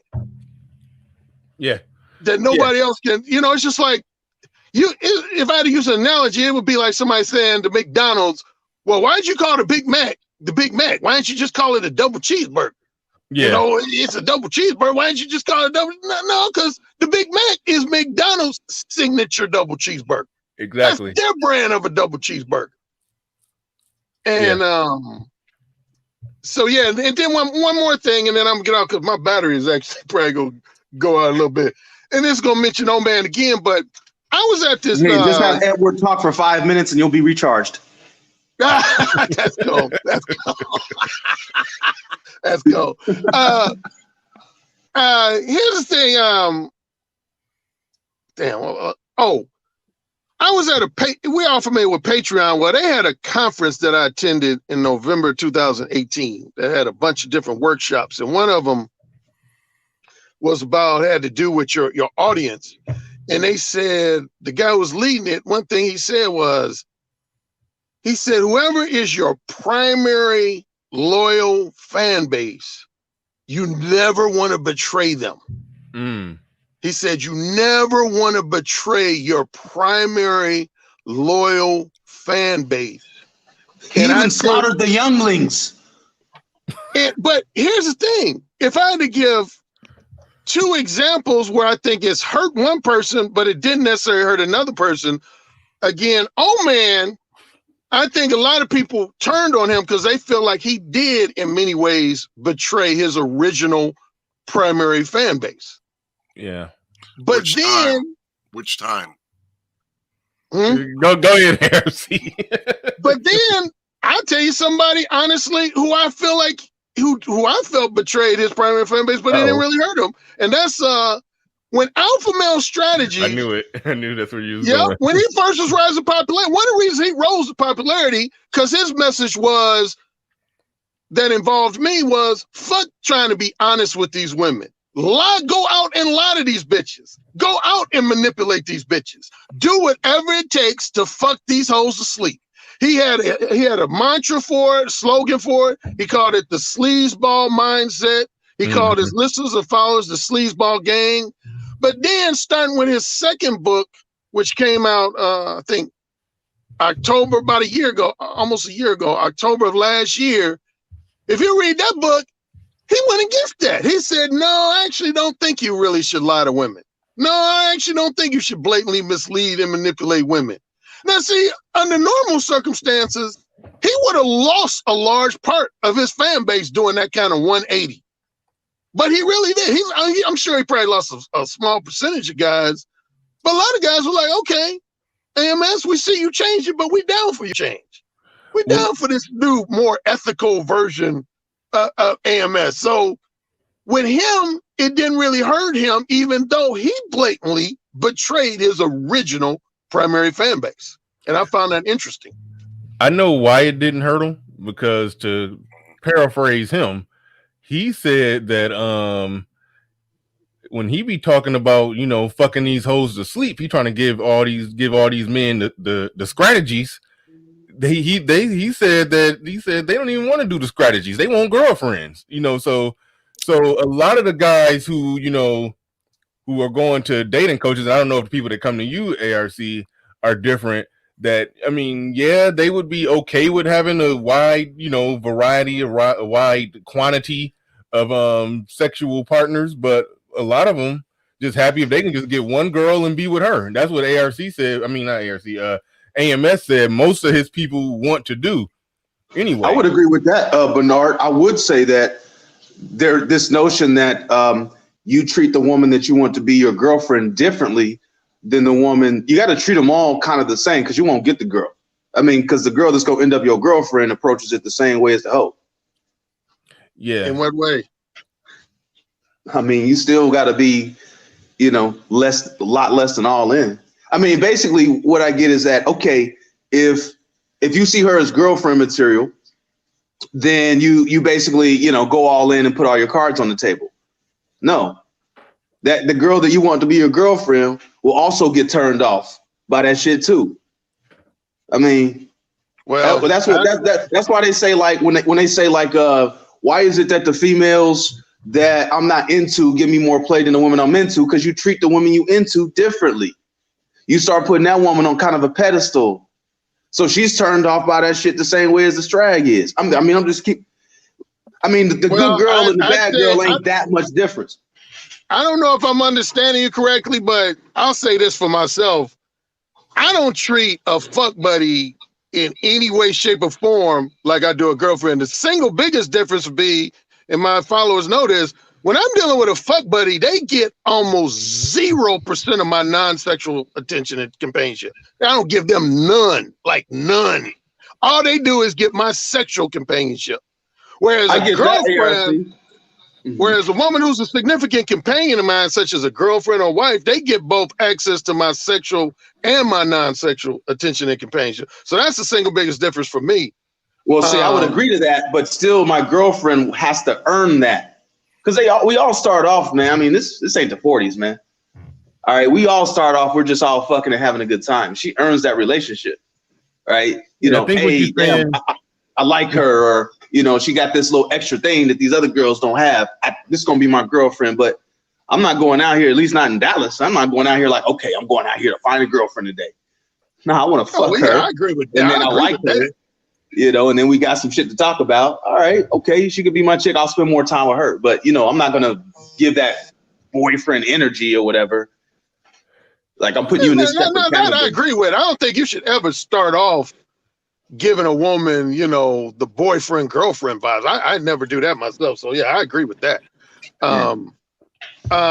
What else? Oh, one other thing, and then I'll drop off. Hold on, real quick, ARC. Hold on, DJ Cadillac. Looking smooth in the picture, by the way. Looking nice and smooth in the picture. DJ Cadillac in the building. He says our women don't know how to recognize real money. White collar black men get no love in our community. Interesting. I don't know how much of that is true. I don't disagree with that. I'll piggyback that if you want.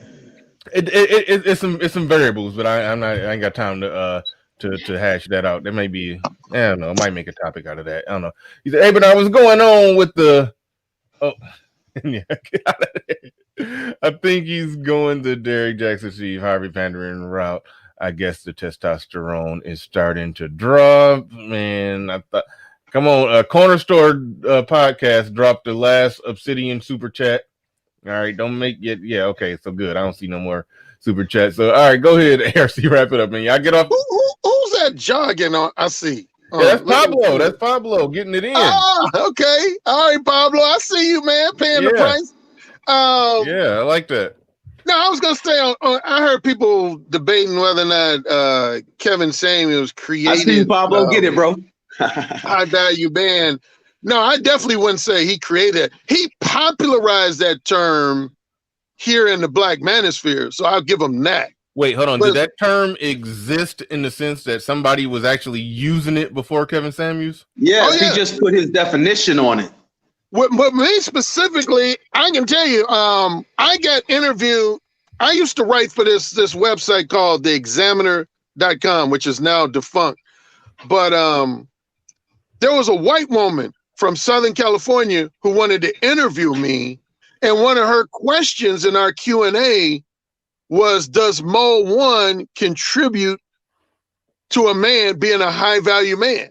And this was a Caucasian woman asking me that. And I remember I asked her, I said, well, what is your definition of a high value man? And her definition at the time, this was, I want to say 2012, no later than 2013, somewhere in there when we did the Q&A. And she said, I consider a high value man someone who has a combination of wealth, education, status, and most importantly, he's very relationship and family oriented. Meaning, and what's the important part of that sentence there, ARC? Say that again. What was the important part of that sentence? What she said was high value. Oh yeah. I agree with that. Yeah, that was her definition. Yeah, she said, yeah, it was wealth, education, status, but she said, arguably most importantly, was a man who was looking to find a wife. In other words, she basically said, if a guy is wealthy or is highly educated, but he's just looking to fuck a bunch of women, basically a womanizer, she's like, I don't consider that a high value man. Basically, if a man has a bunch of money and is willing to lose it all to me, then he's high value. If I can't get into his pockets, then he's not high value. Bitch and ease. Yeah, You're welcome. You can make that argument. That's what she was saying. Exactly. So, a church girl. But anyway, a church girl is of no value to a pimp. I mean, you know what I think is high value, ARC, is if you take your debit card right now and leave it with the face side up with the PIN number on it. That's high value, nigga. Do that. All right. All right, fellas. So anyway, that's all I got, man. All right, thanks, ARC. Thanks. ARC, Silent, go ahead, Silent. You got the flow. I'll correct. What used to be a church girl is of no value to a pimp. You know, my thing is, I was high value before I had money. I was high value when I was sitting in an orphanage, knowing what I was capable of, when everything around me said that was impossible. I was high value when I was 17, kicked out of the group home on my own, went hustled a job at the valet at the Regency, downtown Cincinnati, hustling parking. I was high value when I transitioned to that into a high earning sales career. I was high value when I went air assault, SF. I was high value before I started the real estate. So my point is, what made me high value was my potential, was my character, was my vision and my drive. So if a woman sees me at 23 and I'm not there yet, and she's too dumb to see my value as a man because she's just looking at what's in front of her immediately, she's not the one to determine that I was high value, man. That's bullshit. High value is what I bring to the table as a fucking man. All right, period. What I am innately as a man, as Keith, regardless of now what's in my pockets just allows me to, live an enjoyable life and do the things that, allow me to have freedom. And if a woman's with me, she's in my life, she's coming along for that ride because that's who I am. But the high value don't have anything to do with the fact that I have money. Now, what makes me high value was the fact that I was able to put myself in a position to get it. But it's up to a woman to realize my potential. See, the problem I think with black community is, only a nigga got to make six figures because you got to be super nigga. But see, Brad can make $40,000 a year because his wife understands if she makes $30,000 a year, they both make $70,000 a year, and they can build a middle class lifestyle from there. Only a nigga got to make $100,000 or $200,000 a year because his woman feel like he's supposed to be a sugar daddy and buy her mimosas, and so she can go out there with her girlfriends and buy purses and shit. Because really, this don't have anything to do with raising a family. Let's just keep it real. Come on. All that bullshit about the money is about the future. The money is about so I can go out there and you can trick off on me. Because we watch too much TV. Ding, ding, ding. Basketball wives and all this bullshit. Okay, when you see women out taking pictures, you don't even see a nigga, you just see plates of seafood. That's what a motherfucker want. That motherfucker want to take pictures of, ooh, look at this glass of champagne I'm sipping with all my friends. Look at, ooh, I'm in VIP. And all this bullshit. This ain't got shit to do with I want to have good children and families. And I mean, all you have to do is listen to a motherfucker talk. Do it sound like it's about a family to you? It sound like all you want is the hustle nigga out his pockets. And brothers with money can see that shit a mile away. Because at this point, you understand you could buy a bitch. Real talk. You can get most bitches when you got money. Period. I'm sorry. All these hoes are for sale. Even the one you think you are in love with. Most of them are for fucking sale. The goal is you got to find what the price is, man. I mean, that's just, maybe I live in a fucking different universe, but that's what I see. But like I said before, Bernard, before the Kevin Samuels channel got popular, and I was telling you guys, they're basically looking for sugar baby relationships disguised as relationships. That's what they want. And that's exactly what they're describing. Hey, I'm 28 and I done fucked 100 dudes and been divorced and I got a kid, but I want this nigga to make $200,000. The fact that even you had that thought in your fucking mind, like, it doesn't seem to me that people that would even be something I would ask for. Like,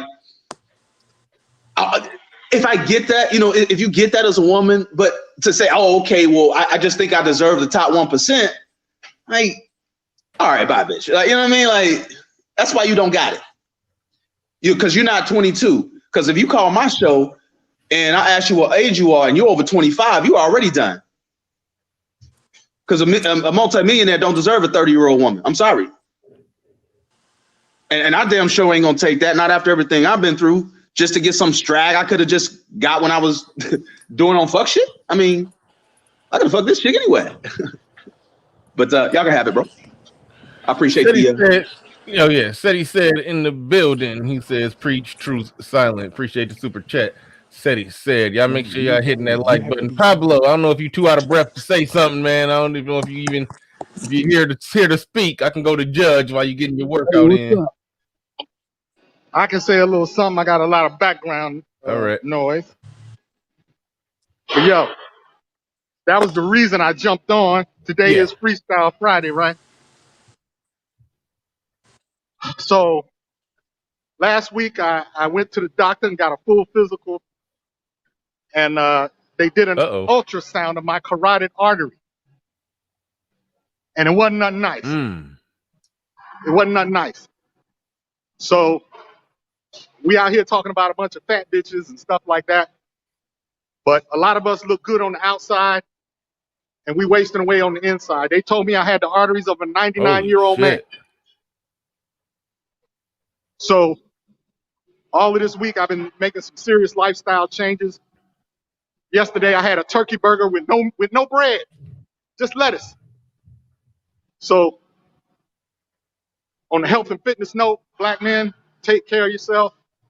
Don't worry about the chicks. You won't have no chicks if you ain't here. So many of us are dying and never getting to see not one Social Security check. 80% of us don't even see a retirement. It all goes back to the state. Don't let that happen to you, because I ain't gonna let it happen to me. That's it. Hey, man. And you heard it first from Randy Jackson. Randy Jackson? What? He's, you know how Randy Jackson be sweating and shit. Yo, dog. Yo, dog. Yeah.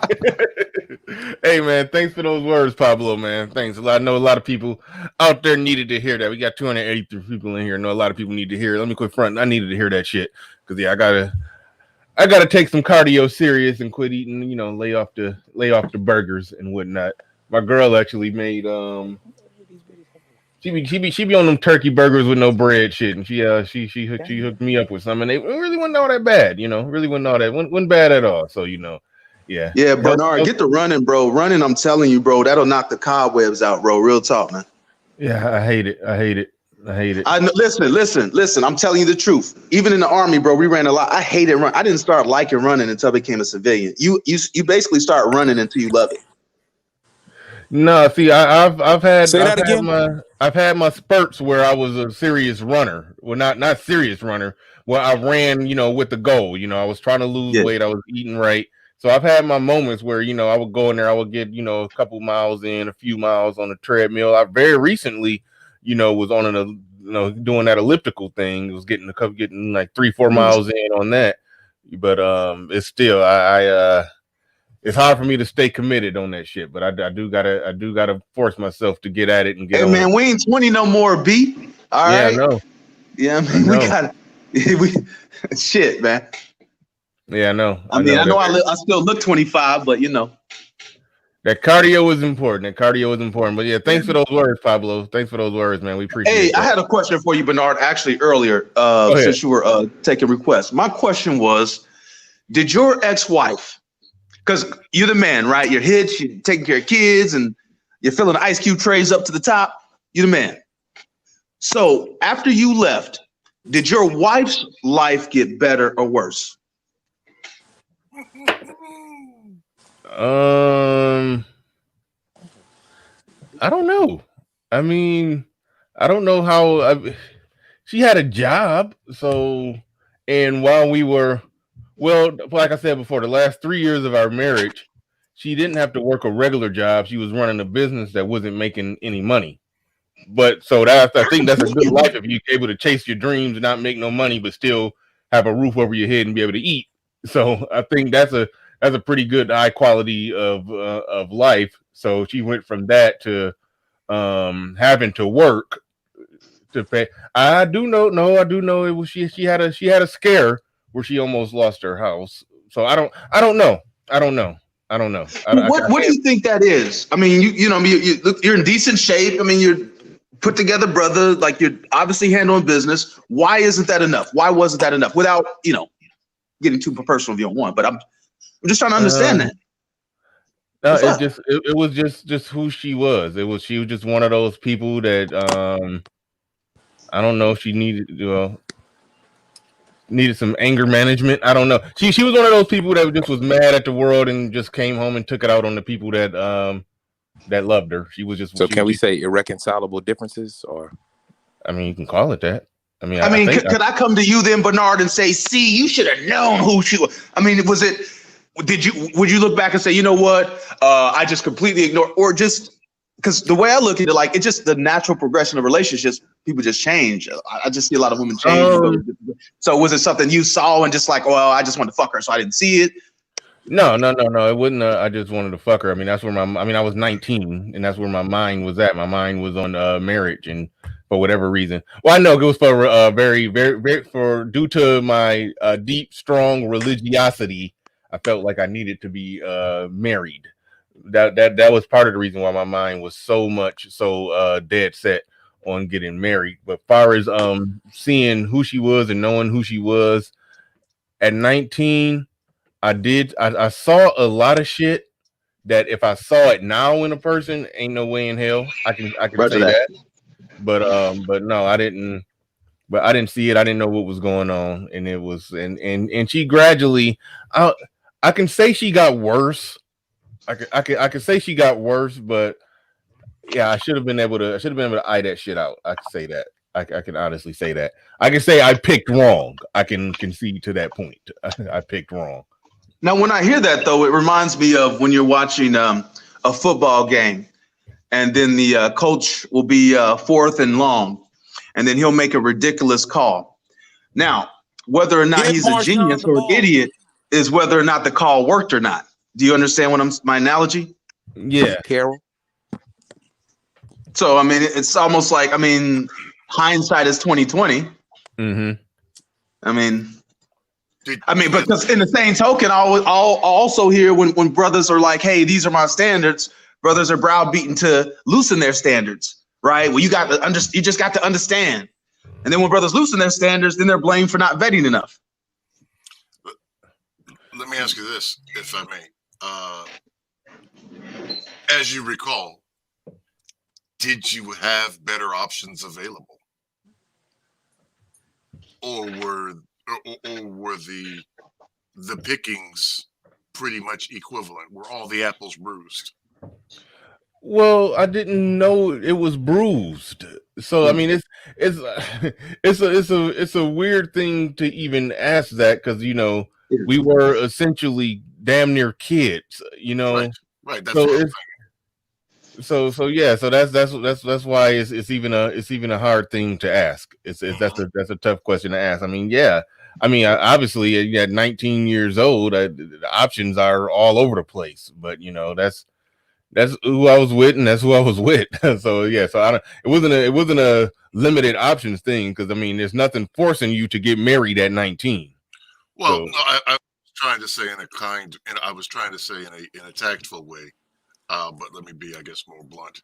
Were you seeing other women or other young ladies besides her? Well, young women. We won't say ladies. I think he's asking, did you have one-itis? What do you mean one-itis? She's the one. No, I don't think it was. No, it wasn't. I wasn't seeing nobody else. Put it like that. I wasn't seeing nobody else. No. Okay. Roger that. No. I was a faithful, committed guy. If I was with you, I was with you. And I mentioned my religiosity back then. I was a devout fundamentalist Christian who felt like that a man shouldn't be I shouldn't be out there living in sin. Well, Bernard, when you say that, right? We all how many pimps and hoes are out there consider themselves devout religious people? A lot of pimps do. Well, no, I was a true believer. I was a true believer and conducted myself as such. Hold on one quick second. I got to go on mute for one quick. So do you blame God? I'm funny. Because the Lord said, now pass me that crack pipe.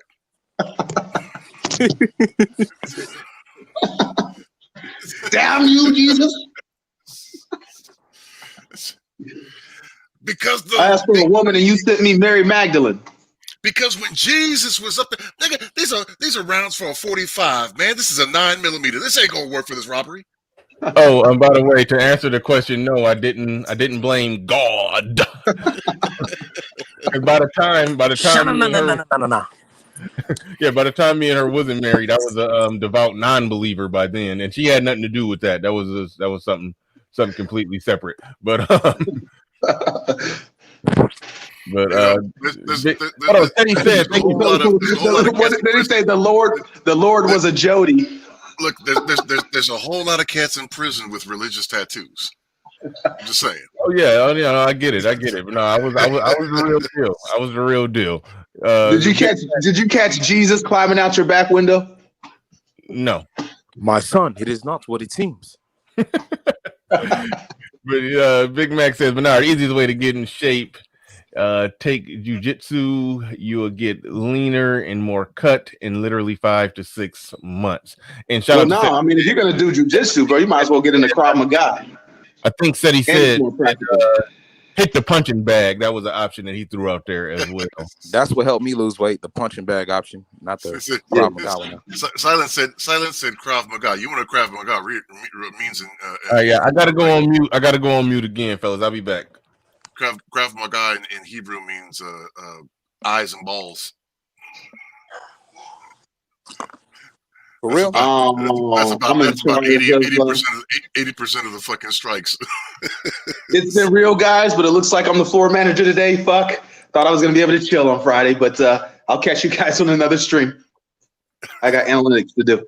Peace, peoples. Hey, peace to the chat. Always appreciate the love. Bernard, if he's still there, what would Jesus do? I know what Jesus did. But yeah, no, I was that's Pablo Frescobar brings up a really, really, really good point, right? SSI for the longest has been considered the black man's Ponzi scheme, right? Except it doesn't pay.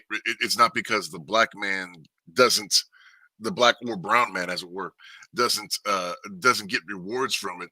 Like they pay into it to never receive a recompense. You know, it's one of those things, and we do really need to talk about.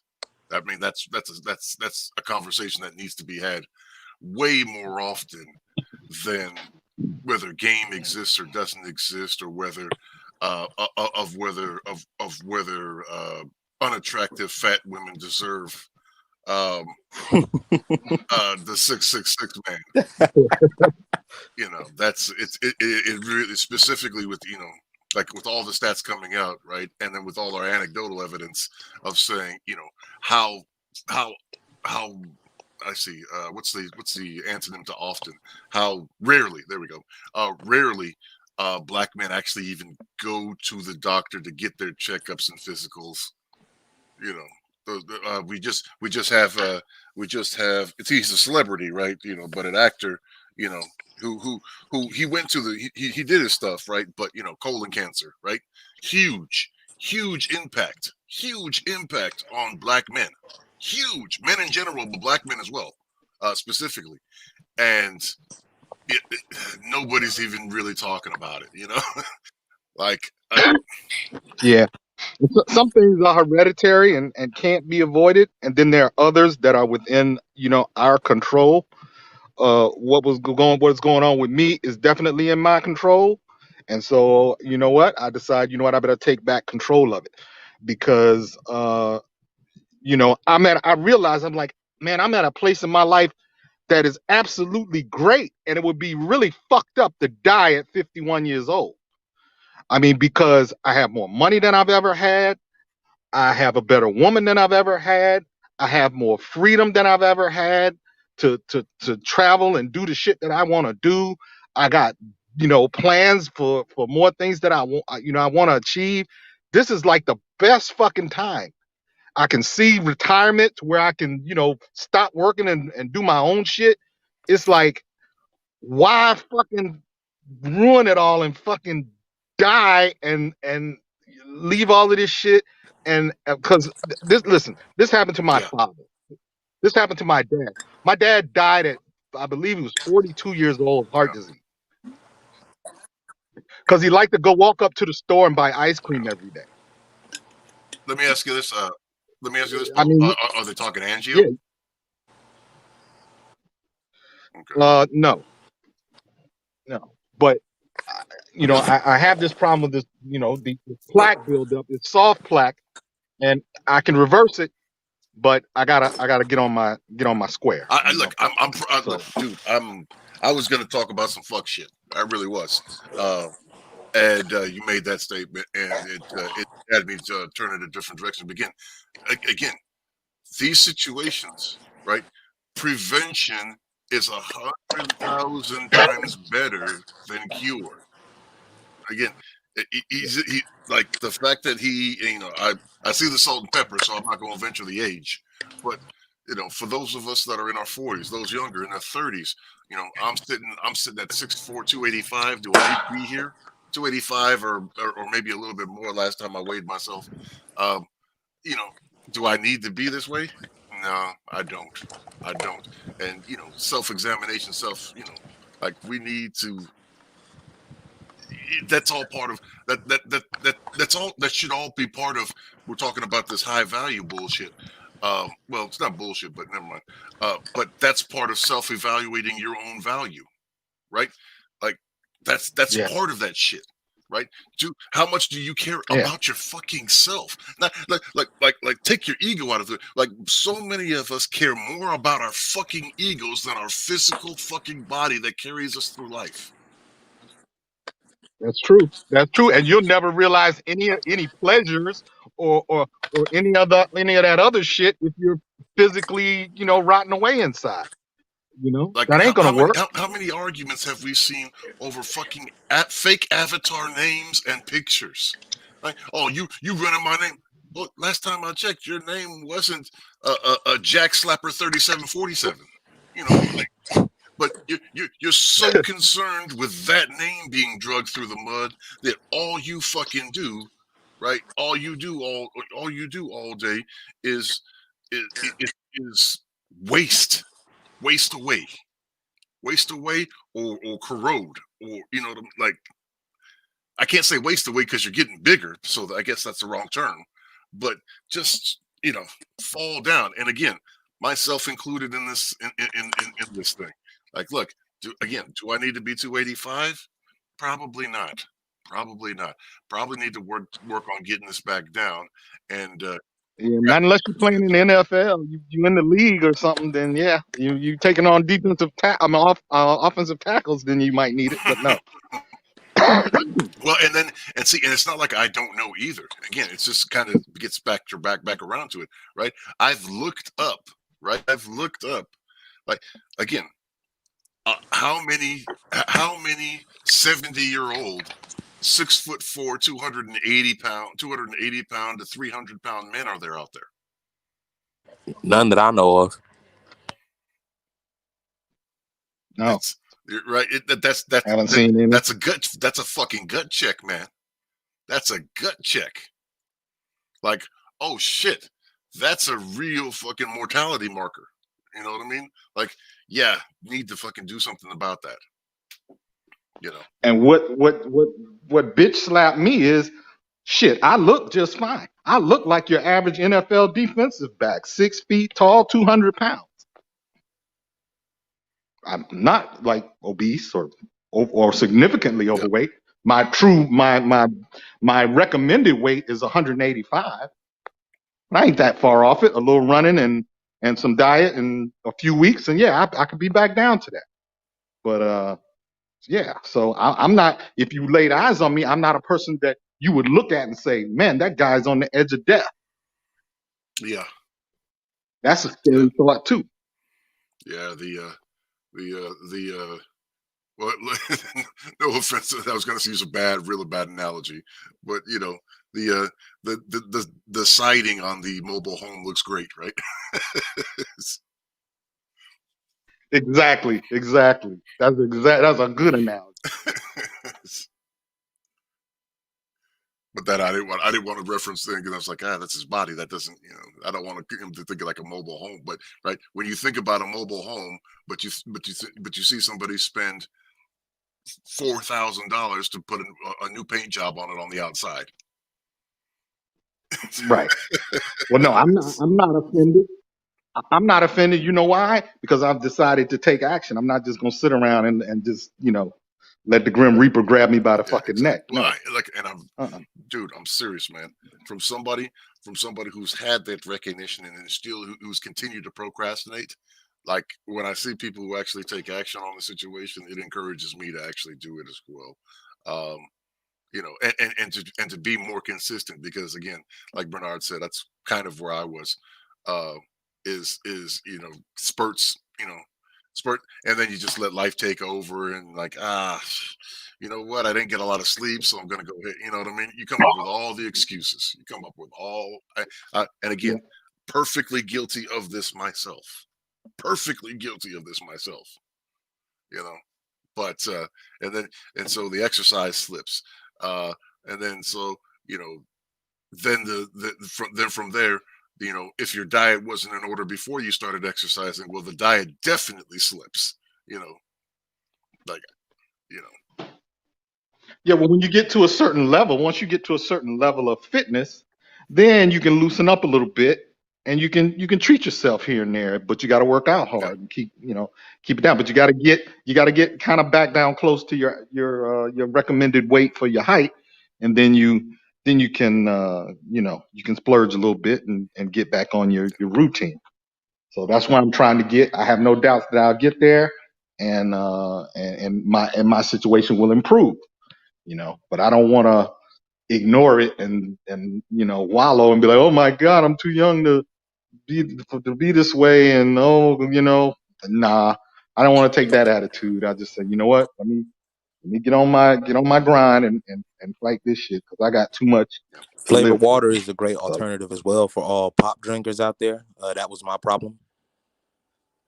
It's a lot of all that sugar. When you build up, if you're a person who does excessively drink amount of pops and or like juices with high amounts of sugar, that shit will stay on you for like a while as water weight. Yeah.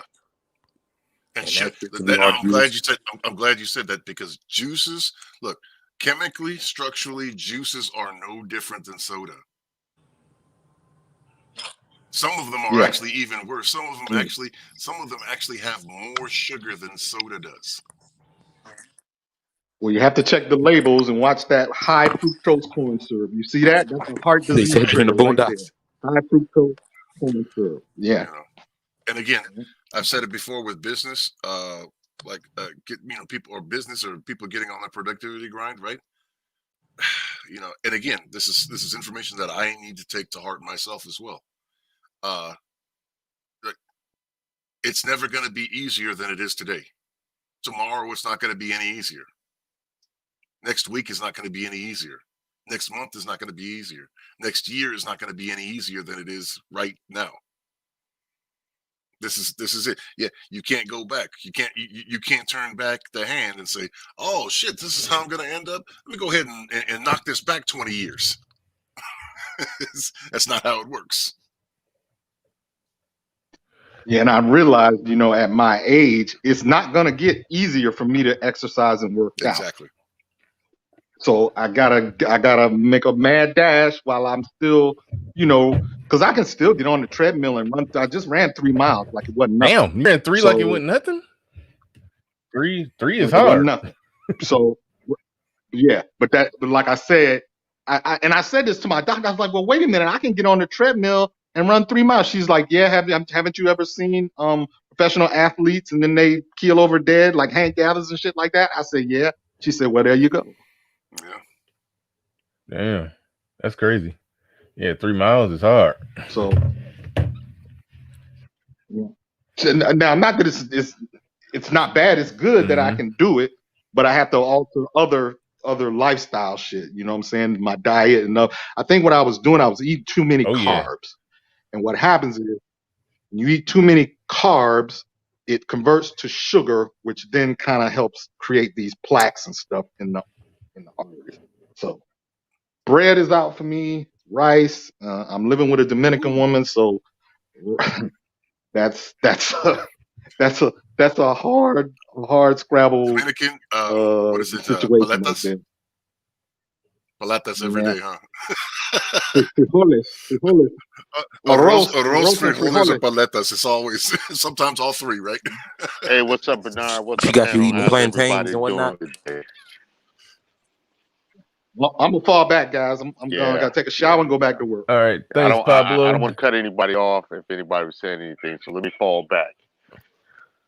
Well, no, you can go ahead. You can go ahead. I stepped away for a while, so I assume everybody got to speak. I assume Jay Rich already got to speak, right? Yeah, man. I'm just listening. All right, yeah, you can go ahead, Royce. You got it. All right, so let me And when get I into stepped it. away, hold on, real quick. I know when I stepped away, I think some super chats came through. I actually had to go run outside and do some shit. I had to hop in the car, go around the corner, and catch my son before he got too far away. So I had to do all kind of shit when I said, What, are you "Hold trying on." to pull a Jack on you? No, I told him he can go somewhere. No, I told him he can go somewhere, but I realized that he dropped his phone in a swimming pool, so he didn't have a way of contacting me, so I had to go and get the contact information for where he was going to make sure I can contact him when I need to contact him. But anyway, so long that that's the past. That's the past. I think TT Kill sent a super chat that I didn't even get to see, but thanks, I appreciate it. Daddy said, "Hey, guy, what's going on with the yeah, I think I did see that one." Yeah, okay, I did see that one. Okay, hopefully I didn't miss it. If you sent something when I was gone, I appreciate it. I was out of the building. I wasn't even in the house, but thanks, I appreciate it. But go ahead, Royce, you got it. All right, well, first of all, I got my unhealthy ass on here smoking cigars like I do, so fuck it.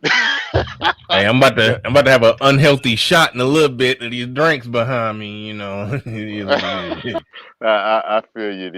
The guys on the panel were talking about basically taking care of your health and yeah, your physical health, and I get it. I get it. I know I got to do better. I like these cigars too much, and I like steak too much, so I got to change my diet up. Um, but what I wanted to talk about, being uh, a combat veteran, is you guys got to take care of your mental health too, because Oh yeah. if your mental health is not in order, all of that stuff you guys are talking about avoiding through the physical, guess what? You'll still get it. You'll still get cancer and stuff. If you got stress and anxiety about stuff and you're not figuring out how to mitigate that stuff, you're still going to get cancer and die. You're still going to be impacted by heart disease and die. A lot of what this so-called red pill space is about is really, guys, it's really therapy for guys to get things off their chest, work them out, and to be able to move on to the next phase. So I appreciate the red pill spaces for that. The problem is that a lot of guys get stuck. They get stuck in situations that cause them trauma or situations that have caused them stress. They get stuck in those spaces and they become like rats in a wheel and they constantly spin on it. At some point, you got to get past it, and you got to do what you got to do to get past it. So you got to work on your mental health. I mean, yeah, that girl that you was in love with, she left you. She had a baby by Slim Sauce down the block or what have you. Yeah, it sucks. It's tough. I get it, but you got to get past it.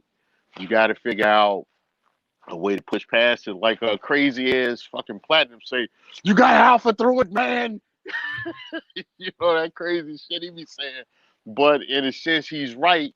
Is that you got to push past this stuff? Myself and I don't know if you know G. Lowry. We both served in the military together, and though we went in different aspects, we are both combat veterans, and we both came back with a whole lot of issues that to this day we're still working through, so that we can be better men for our families and better men for the people around us. But we Talk understand about the importance of those issues the that y'all maintenance of came your back mental with. health and resiliency.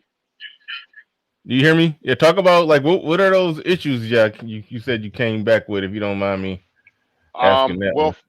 well, I know for me, and I'm not going to get too far into it, but we both suffer from PTSD, respectively, from the combat zones that we came in, that we were in. Like, I myself, back in 2004, almost got killed 3 times in one weekend. That was April of 2004. I almost died 3 times Huh? in one weekend. Um, and just the rigors of dealing with battle and living in a combat zone. Like, 1 minute you're talking to a guy, and the next minute he's gone because he got blown up on a route that you ride every day, a route that you patrol, and you feel like it's your fault, or you pull up in Baghdad, and I don't know how many military veterans we have out there, but you're in a convoy and you pull up in Baghdad, and literally the streets are the size of most Chicago alleys, you know, for two-way traffic in Baghdad. And if you don't see anybody out there on the streets, you know what's coming. You know what's coming. You know it's about to go down. And having to live with that stress, you know, uh, you know, with things going from 0 to 100 miles an hour, and life and limb being lost. I mean, that has an impact on you, and there has to be a period of decompression, and there has to be a period of reconciliation that you have to go through, and this is and when you don't go through that, when you don't have that support system at home, that weighs on you, especially if you jump back, you go right back into the workforce, or you go back into dealing with the stresses of life, and you haven't really come to terms of dealing with those situations you've been into. That's pressure that affects your mind. You don't forget seeing your buddies die. You don't forget seeing your buddies be maimed. You don't forget, you know, being blown up in a military vehicle. You know, that stuff has an impact on you. I think for 2 years straight, I couldn't tolerate like 4th of July, but like, I couldn't tolerate riding on the expressway, and when you got cars coming in the opposite direction, that flash coming off the glass of those cars, it reminds you of one of those flashes right before one of those IEDs go off. You know, so you got to deal with that. You got to deal with seeing, some of the stuff you see. You're in a camp, you're walking around, and there's unexploded ordnance everywhere, and it's like, just stuff like that. And then don't be a victim of like a traumatic sexual trauma or some stuff like that. Then that's added stress and trauma on you, because I've seen it. Because believe it or not, the in 2003, while I was stationed, there was 26 sexual assaults. 24 of them were male on male. So, Whoa, it's wait. Say that again. What happened? in the installation I was at, back in 2003, there was 26 sexual assaults that occurred on that installation, and 24 of them were male on male. So you're How dealing many? with the When you say an installation, I don't know what an installation is, but well, how I many can't. people? How many men were involved? Or is in an installation? Well, it depends. It depends. You could have as many as 20. You can have as many as 2,000. Okay, how To many was take in yours?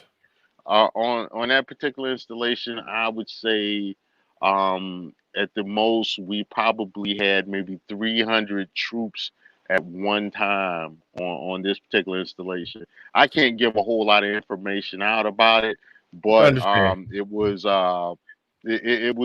one of those installations on the way to Baghdad. Now, if anybody that knows those roads. There wasn't that many installations on that main road coming out of Kuwait to Baghdad. So and then but like I said, it was, you had 26 sexual assaults, 24 were male on male. And the majority of the people um, on that installation at that time, because it was mainly set up for combat arms, they were primarily male, so you had that stuff going. It was a lot of man love. you know, a whole lot of that That Fleece Johnson action jumping off. I that's why I like it. was I want asking you. how many men, because if you was telling me it was 3,000 men, so out of 3,000 men trapped in one place, okay, I suppose 24 of them could be a little funny, I guess. But you tell me out of 300, that's I don't like them percentages, man. Yeah, Oh, yeah, dang. yeah. Damn. Unfortunately, it was a high traffic area, and you had a lot of traffic coming in and out, and you had a bussy warrior running around there, snatching Pussy. people up. You know, Oh, yeah. Yeah. you The had a pussy few bussy. warrior. I No, bet. no, bussy with a B. And a bussy warrior. You had a few bussy warriors out there. Some I like it, I want you.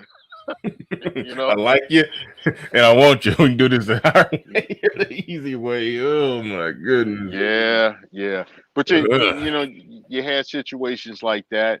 You know, which is an added stress to combat stress. Then the stress of being away from your family and other creature comforts.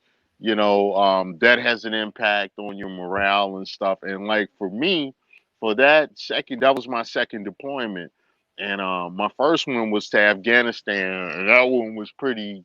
It was pretty standard, but I was in Afghanistan when there wasn't shit there.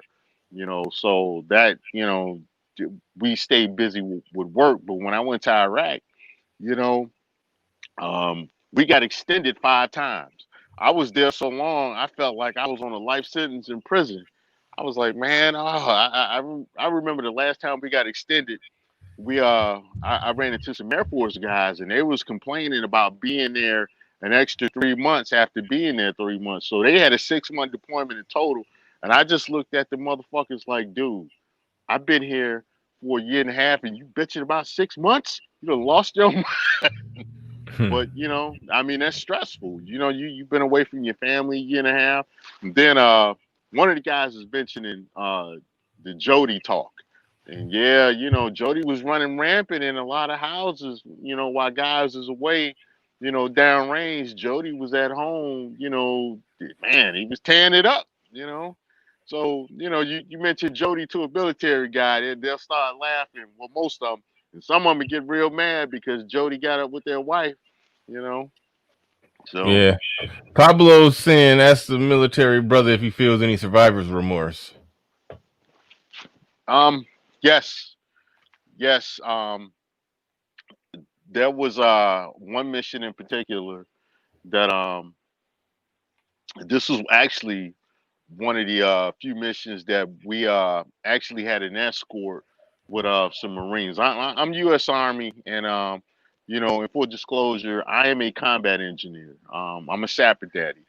And for those who are in the Marine Corps and in the U.S. Army, they know exactly what that is. And my job during the time was to clear IEDs and stuff off those roadways. So we had a particular system on how we patrolled the roads and conducted our job. Um, at the time I was there, and we had the system down packed to where we made it as safe as possible for us and other convoys. And one of the few times we actually did a joint forces mission with the U.S. Marine Corps, we we had a security escort of 3 young Marines who were new to country, And during the briefing, they were explained how we conducted our patrols and how we stayed safe.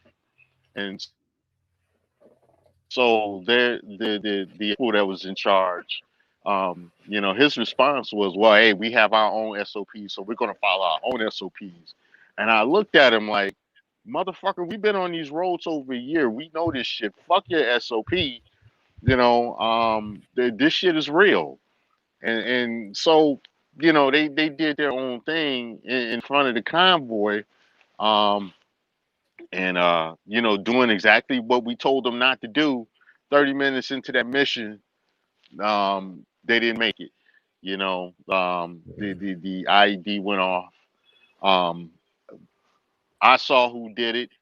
And we dealt with the situation how we dealt with it.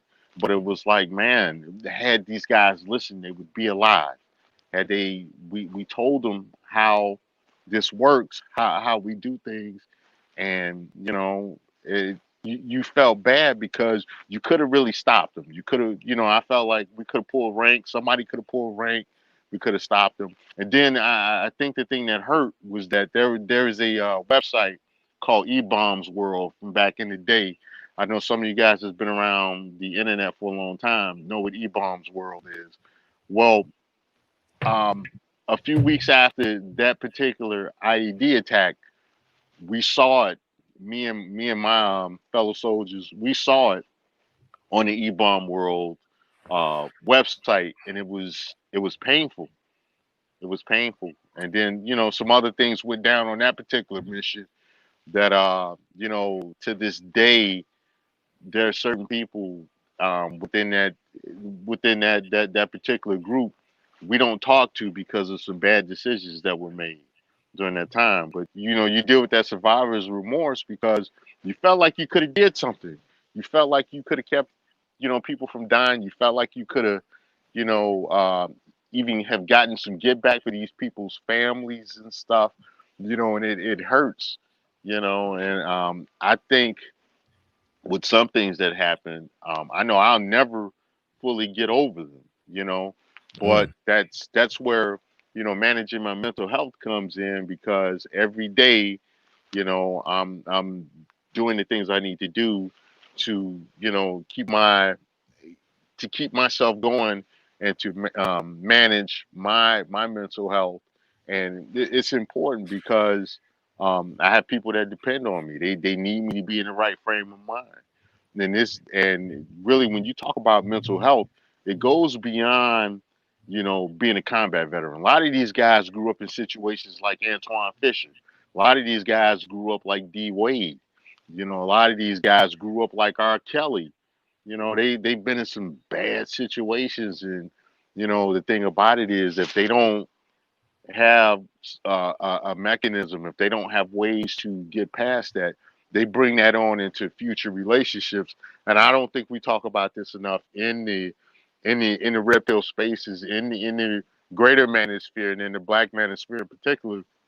We don't talk enough about maintaining mental health, and achieving mental health. A lot of guys, like I said, a lot of guys, they grew up like Antoine Fisher. They have that life story. They have, the abusive mothers and stuff in their lives that nobody talks about. They had to hide mama's abuse because it was mama. A lot of these guys, they've been in situations where they've had some grown man beating them up, as a kid, you know, thinking he was making them tough, and really he was stealing their childhood from them, Yeah. by making them a man too early, beating up on them and stuff. A lot of these guys got a lot of issues, and they carry that on into issues with the women. Like, we know with female nature, women are gonna do what they're gonna do, and the dark side of it is you got a lot of fucked up women out here. You do. There's no denying. But a lot of these guys don't look at the other side. Maybe a big part of your problem is that you're bringing in fucked up energy into relationships. You're bringing, you're bringing your own baggage. You are not ready for a relationship yourself because you haven't worked out those mommy issues. You haven't worked out a lot of that trauma from high school and college. You haven't gotten your shit in order, so you can't bring somebody else into that and expect to have a good life either. Because if if you're not happy, somebody else can't make you happy. If your head's not on right, a woman can't fix that. Just like for women, a man can't fix it. If a woman is unhappy, she's gonna be unhappy regardless of who she's with, and a man can't fix that. So she has to be happy with herself first before she could, enhance the happiness of a man. And with men, you can't lead a woman in happiness if you're not happy. If your shit ain't together, you can't lead a woman and a family into prosperity and happiness. So we don't talk enough about this. A lot of what, especially the black manosphere, it is degraded into how to get these bitches, how to fuck on these bitches, how to wow, why your girlfriend and your wife left you. Yeah, okay, all right, now what? All right, how are you going to fix yourself to be able to move on? How are you going to get yourself in order? This is stuff we don't talk about. And a big part of that is your mentality. If you look at what a lot of these dating coaches teach, like your alpha male strategies, it's the mindset. Your Alan Roger Curry's, they talk about the mindset, and that's a big thing. If your mindset is not where it needs to be, you're not going to be happy and successful. You're definitely not going to be successful. You're not going to even be able to move because you're going to be stuck in analysis paralysis. So, Yeah, good shit. Good shit. Pablo asked one question and you gave us a lot of info on that one. So yeah, appreciate it. Appreciate it. Silent, that super chat you gave, you sound like you was cracking a joke in there. I didn't get the joke when you said Bernard. Say what again? I dare you, Riley. I don't know what you was talking about there, man. I don't know what you was talking about there. Tank Johnson in the building, he says Royce J is a high value man. Fuck what you heard and fuck what them bitches want. hey, don't put my business out there, man. Yeah. Oh man, so this was a freestyle Friday show where we just talked about anything, chopped it up. Didn't know what the crowd was going to be. Didn't know how long I was going to be on. Didn't know if we was going to even turn this into a show. But that's cool to know that I could just freestyle it, just step to the mic with no topic, and y'all just throw some stuff out there, and we talked about it. And it went all over the place. We talked about men's health. Pablo talked about he got a little slight medical scare that had him on the treadmill this morning. So that was definitely good to see Pablo getting in new miles. Had Royce up here talking about the military life, PTSD, and all kind of other shit. And we talked about them bitches a little bit. So we talked about a little bit of everything. So yeah, this is definitely a good show. I've got the link in there. If somebody else want to come up and say something. Otherwise, me and Royce could wrap this bad boy up. If don't nobody else got nothing you want to say, nobody want to throw another random topic out there. Our bare minimum was going to do. Ooh, excuse me, I shouldn't say minimum. Maximum. At the maximum, I was going to do 3 hours today. So we can chop it up for a little bit more if y'all want to throw something else out there as well. We can wrap this bad boy on up.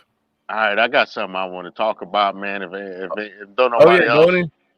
All right, listen. Let me ask you, passport niggas. Uh-oh. Yeah, I'm about to throw shots. Why y'all insisting on raw dogging um, outside the country? It's dangerous to raw dog in the country. You Well, look hold at on, Memphis. wait. Before you even get going, let's first substantiate that claim. Where do you get that from that they just raw dogging outside the country? Man, you look at these YouTube comments. You look at the comments on Facebook. I'm in a few travel groups. Um, Okay. and I look at a lot of these YouTube comments, and I look at on my own channel, the hate I get for not feeling sorry for baby daddies and dudes on child support. Because I don't feel sorry for you. I understand the system, and the system is fucked up, but you take that risk every time you raw dog.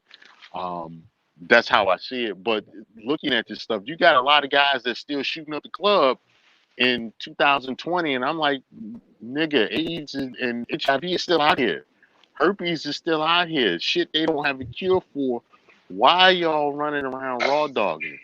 And what Well, really hold on. brings this up, Wait a minute. We got the most qualified man to show up on the job. Pablo always answer the call when passport brothers are brought up. Pablo always steps up, reports for duty. So Yeah. let's Well, yeah, go un- ahead, Pablo. Go ahead. unfortunately, this brother is right. Ah, Um, I was hoping he there was wrong. there is a contingent. There is a small contingent of fuckboys that have followed us across the seas, my brother. Mm. yes, And yes. and they are fucking it up. Let me tell you what happened in one of the travel groups. It was maybe this time last year. I saw a couple of brothers having a conversation going back and forth about how they wanted to go down there and get some Brazilian girls pregnant because they don't have no child support laws.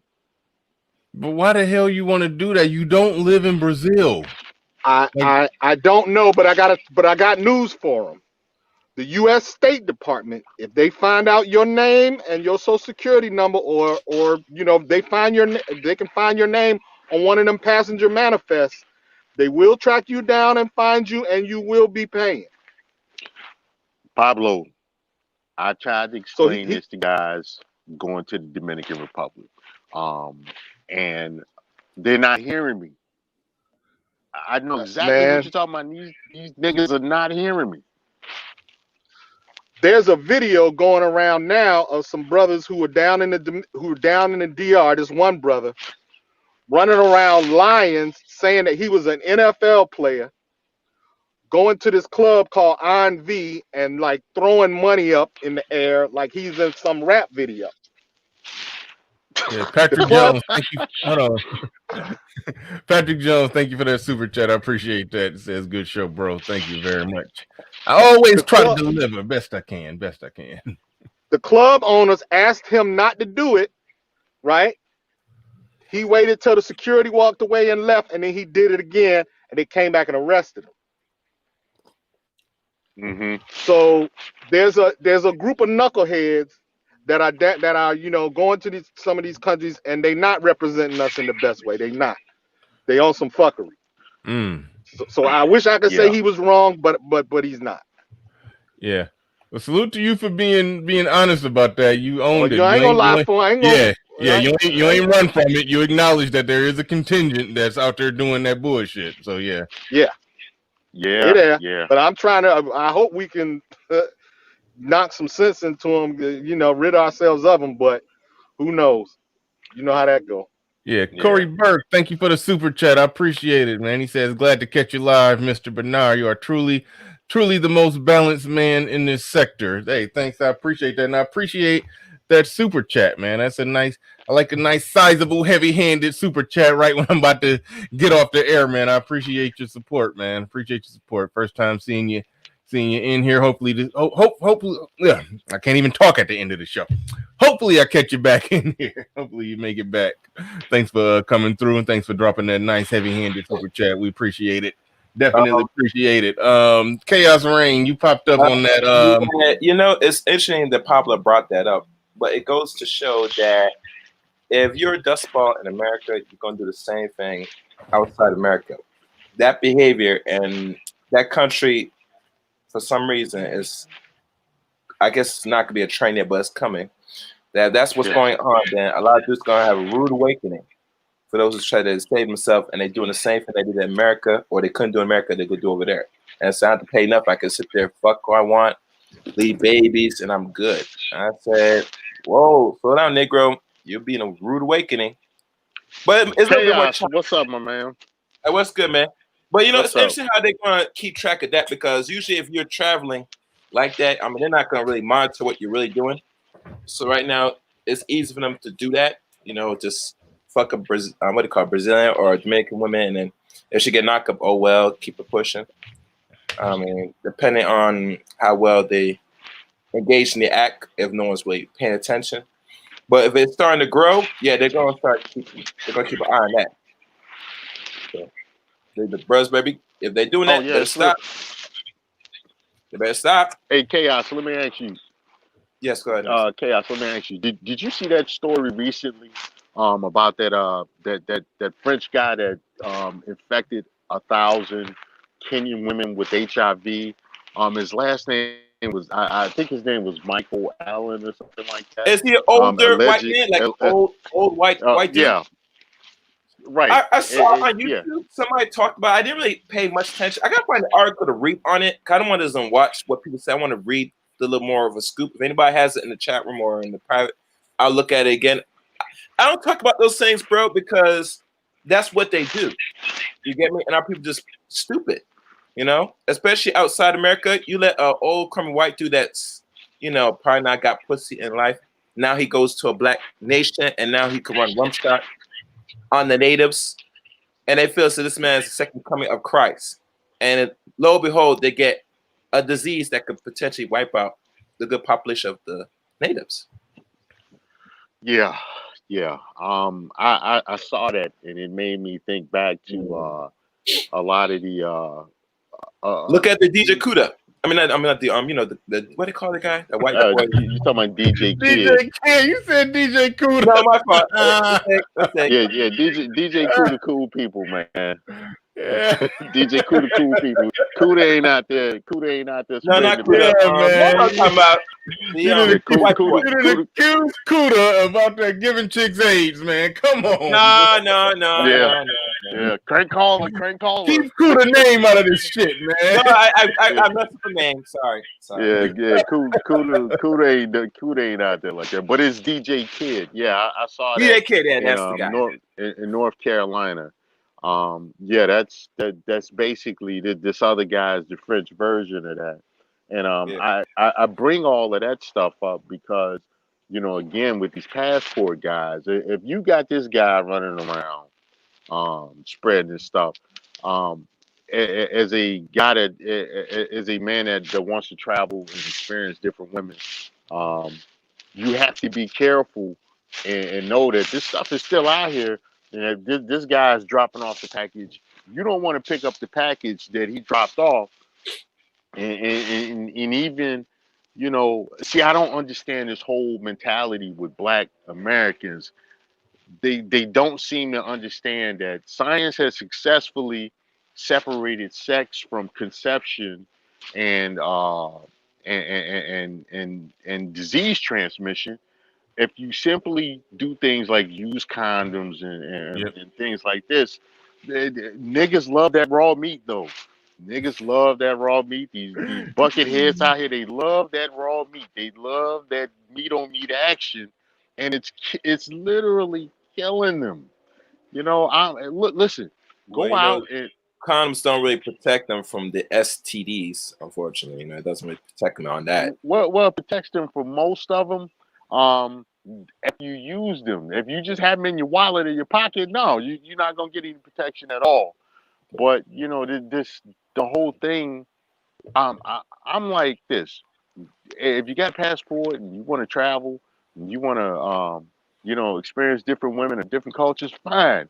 Have your fill. I'm all for it. I've had a passport since I was 19. But my thing is protect yourself and don't be having your seed out there willy-nilly. You know, I got a relative right now. This motherfucker got 20 kids, and they kicked him out of the Marine Corps because he owed too much in child support. You know, and because he was a bum.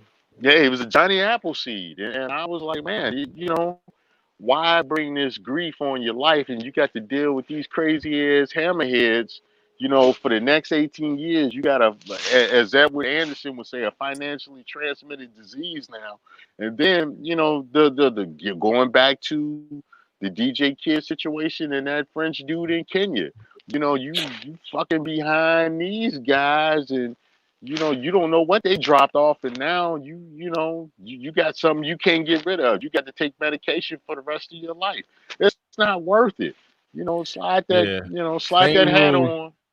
Same That's rules it, gotta man. apply. No matter where you're going, you're Yeah. sticking your dick in something. You gotta operate by the same rules. Chaos, you got a passport? You be out there? I do have a passport. I haven't traveled much. I probably will start doing some traveling down the line. I'm not sure where. I traveled to certain islands, but I might expand it to some other black nations possibly. I don't know about Europe though. Some people said I should check out Europe, potentially, or Paris. I don't know. Hey, I'm not hey, too look, fond of man. certain European countries. I feel like if me as man, I want to check where black people are at first, then maybe I might venture to the other place. But that's all gonna come in time. I'm still trying Listen, to. I went to Right. Amsterdam. I had so much fun in Amsterdam and Germany. I was like, I damn near didn't want to leave. I had a ball. Man, it was awesome. Yeah. Benny Chain, what's going on? Welcome to the show. What's good, man? You hear me? Oh yeah, we can hear you. Man, I What up, Benny? appreciate what's going on, everybody. I appreciate y'all letting me on, man. Yeah, no doubt, no doubt. You got the floor, man. What's up? Hey, real quick though, I kind of got lost in the conversation when everybody was talking, man. What was the main point though? Man, See everybody. Hey, hold on, Bernard. Hold on.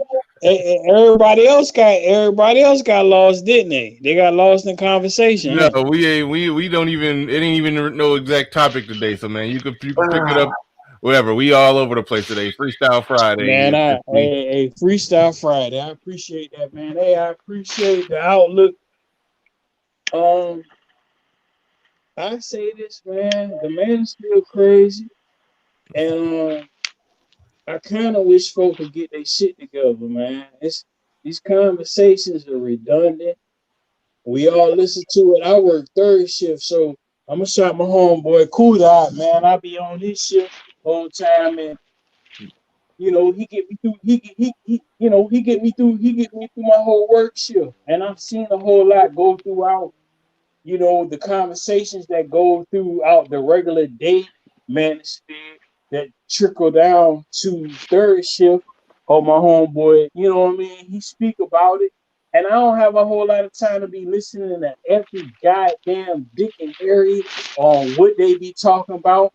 8 hours, 16 hours, 24 hours out the day. I'm not no gossip king, man. I'm a grown ass man. I can't listen to everybody. Hey, Bernard.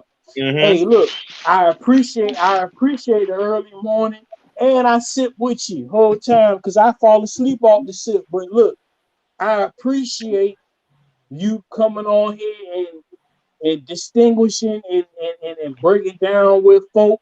Man, hey, the Angry Man interview the other day was great. You know what I'm saying? I'm Oh jumping yeah. around. I might not have enough time on here. You see what I'm saying? But what I want to say is I do. And somebody, I ain't gonna say her name. She told me about Bernard Riley. I'm like, who is that? I need to follow all these other motherfuckers because I Who just told you? jumped Who on. told you about me? I'm not. I can't say it, dog. I can't say it. It's gonna be bad business. I'm like, It's gonna who? be, If man. I all it can't was say is it. somebody just mentioning me, that ain't no big deal.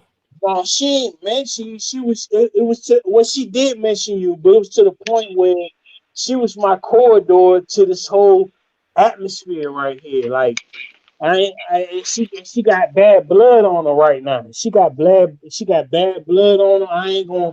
I can't, man. I think you already know who I'm talking about. But she got a lot of bad blood. You don't really see her. I'm sure she on another name. She's still fluent in this whole same thing. You see what I'm saying? But All right. I'm sure you know who I'm talking about. I'm sure you know who I'm talking about. But now she was good folk as far as showing me the way. As far as like all the other entities, as far as yours, you see what I mean? As far as man, what niggas need out here, man. The only thing I be kind of throwed off of is we be redundant with these conversations. We be super redundant. We go over them over and over again. Yeah, you need another aspect to the game, and I am a game nigga. but you need another aspect. All it be is every day another aspect to the game. You see what I mean? On how to bop and move and figure out your way. And oh, that was a mistake right there. Oh, that's the way I need to go right there. Oh, maybe that's the path that should have been taken. Period. You see what I mean? But man, I love it, man. And realistically, man, that's kind of like why I jumped on here, man. I just had to give you a heavy goddamn salute because you keep an angle, not pulling your coattail now, but you keep an angle the way it's like, man, bro, gotta, you got a head on your shoulders, and when folk come on and throw jabs and uppercuts and motherfuckers want to do judo shots. You know what I'm saying? And don't nobody really attack you like that, though, Bernard. Do you realize that? Yeah, I do. I don't get attacked much. I mean, I got a few critics who do say a little something here and there, but nothing major. I think I try to carry myself in a way to where I don't get involved in the real serious bullshit. Ain't nobody ever asked me to catch a flight or nothing like that. So no, I don't be in that bullshit. No, but that's respect though. That's because folk got respect for you though, Bernard. You know what I'm saying? I can see why they had a respect for you because it's to the point where you had your own attributes. You see what I mean? The where what you went through in your life, you didn't carry this whole manosphere thing from a different angle. And folk don't mind coming on your channel.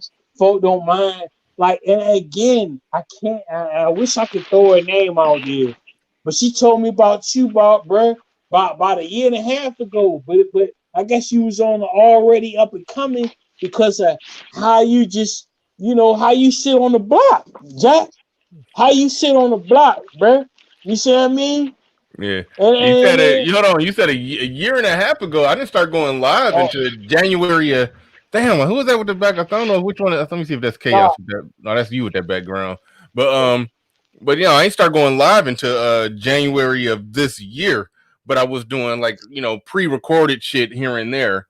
Prior to that, and I was hopping on panels. So I've been in this space probably 2 years. As just somebody who hopped on panel and then made like a 10-minute pre-recorded video like every other twice a month probably. So but far as being somewhat prominent in this space or consistent in this space with a consistent live show to get consistent views, that started on January and it probably took off around I don't know. I became monetized. I had 1,000 subs in April, put it like that. I got 1,000 subs in April, but start getting a little traction probably around February and March. So, but yeah. So you got your first 1,000 last year, am I right? 1,000 last year, right? No, this year. So you just now got up to this level this year? All this? Yeah. When I first started going live in January, I would go live. It'd be 10, 15 people in here, Really? I thought you had 1,000 and you had like 2,000 this year. No. I hit 1,000 in April, hit 2,000 maybe a month. I mean, I'm about to hit 3. I'm real close to 3. I'm at like, probably like 30 subs away from 3,000. I'll probably be hit. Hold on, let me mute you up. Damn. Is that Royce? I mean, I got everybody muted, so it should be damn, that was some bad background noise. Y'all can unmute yourself when y'all ready to say something. But no, I'm about to hit 3,000. I went from having a few hundred to right now having a few thousand, 3,000 going on real soon this year. All happening this year. I probably can get 4,000 by the end of this year, maybe.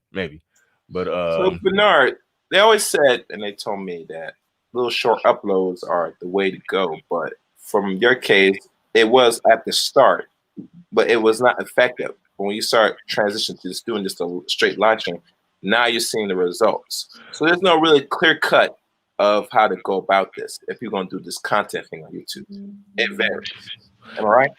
Well, yeah, it varies because some things work for some people, so it's different. When I was doing pre-recorded stuff, I wasn't consistent enough with it, so it didn't matter. But going live streaming can be a cheat code if you can get your name out there through live streaming. Like Ty City, when he went live, he had 200 subs because he was getting subs from over here before he ever even, started even doing content. So I think when he went live, he had like 200 subs, but somehow had 100 people in there. It was a beef video. I think he was beefing with Rude Imp, but either way, yeah. So it could work like that, but for me, it didn't work out like that. It was that's why reason why I'll always have respect for Obsidian, even though everybody trying to clown him nowadays. I always show him that respect. That I reached out to him, and he came over here, and started going live with me, started promoting my shit. It was somewhat of a business deal, like I talked about before. I reached out to him, and put a little money in his pocket, and was like, hey, let's come, help me grow my shit. And so he started promoting my shit on his shit and reposted it. He basically just did, at first started out just one show. I was having like 10 to 15 people in here, and then I reached out to him for just one show, paid him a little bread and said, before you come, advertise that you're going to be on my show, on your show, and post it in the community tab. But that was an important part too. Right before he came on, he posted in the community tab, so all of his audience knew that he was going to be over here. So they flocked in, and I maxed out at like 177 people from that one show, just from him bringing his audience over. But was then the Black Love, what'd you say? Huh? Was it a city versus the Black Love Industries? Was that no? We didn't start doing that until much later. That came much later. This was way back in February. That one show when we had 177 people in here, and I picked up like 150 subs, and some of the people stayed and consistently watched. So I was able to have go live without Obsidian, have anywhere from 50 to 70 people after that, and then it just gradually grew from there until it got bigger and bigger, and then Obsidian start coming back, and then we became somewhat of a dynamic duo, I guess you could call it that, and then yeah, it went from there. So it was getting with the right people, making the right connections, the right business deal, and yeah, I had to, you gotta somebody got an audience and talent, and they can bring the people over. I mean, yeah, you gotta pay them for their time and trouble. I still do that with people, even though my channel is big, like I still will it's called an honorarium when you pay somebody something when you don't necessarily have to. Like for example, I technically didn't have to pay Angry Man nothing, when he came. I think he would have just came by and just chopped it up, but still, I appreciate him. He shared it in his community tab, brought his audience over. I picked up a bunch of subs, so it's good business. I try to do good business and do right by people, send them a little something if they they come over and bring their audience. So making good business connections and reaching out to the right people and at the right time, and also performing and being consistent, all of that can help you grow your channel. But networking, since we're talking about high value man and important network, hold on, but real quick, yeah, networking and making connections with people is very collaborations. That's the word I'm looking for. Collaborations are very important. So yeah, I read that's one little key, one little ticket I put out there. But you got to understand, Bernard, that's how it has to be with us black men moving forward. You see, as you know, I network. We're a very small group of men as well. And I do this because I find at the end of the day, doing it by yourself, you might get in something, but you go farther if you work with other men. Exactly. With a lot of black men. A lot of black men don't want to work with each other. And regardless of the beefs or issue we have, we could at least say, all right, if we're going to do this, we got to be firm and be consistent. We're going to see the rewards now, but we're going to see some results if we stay at it.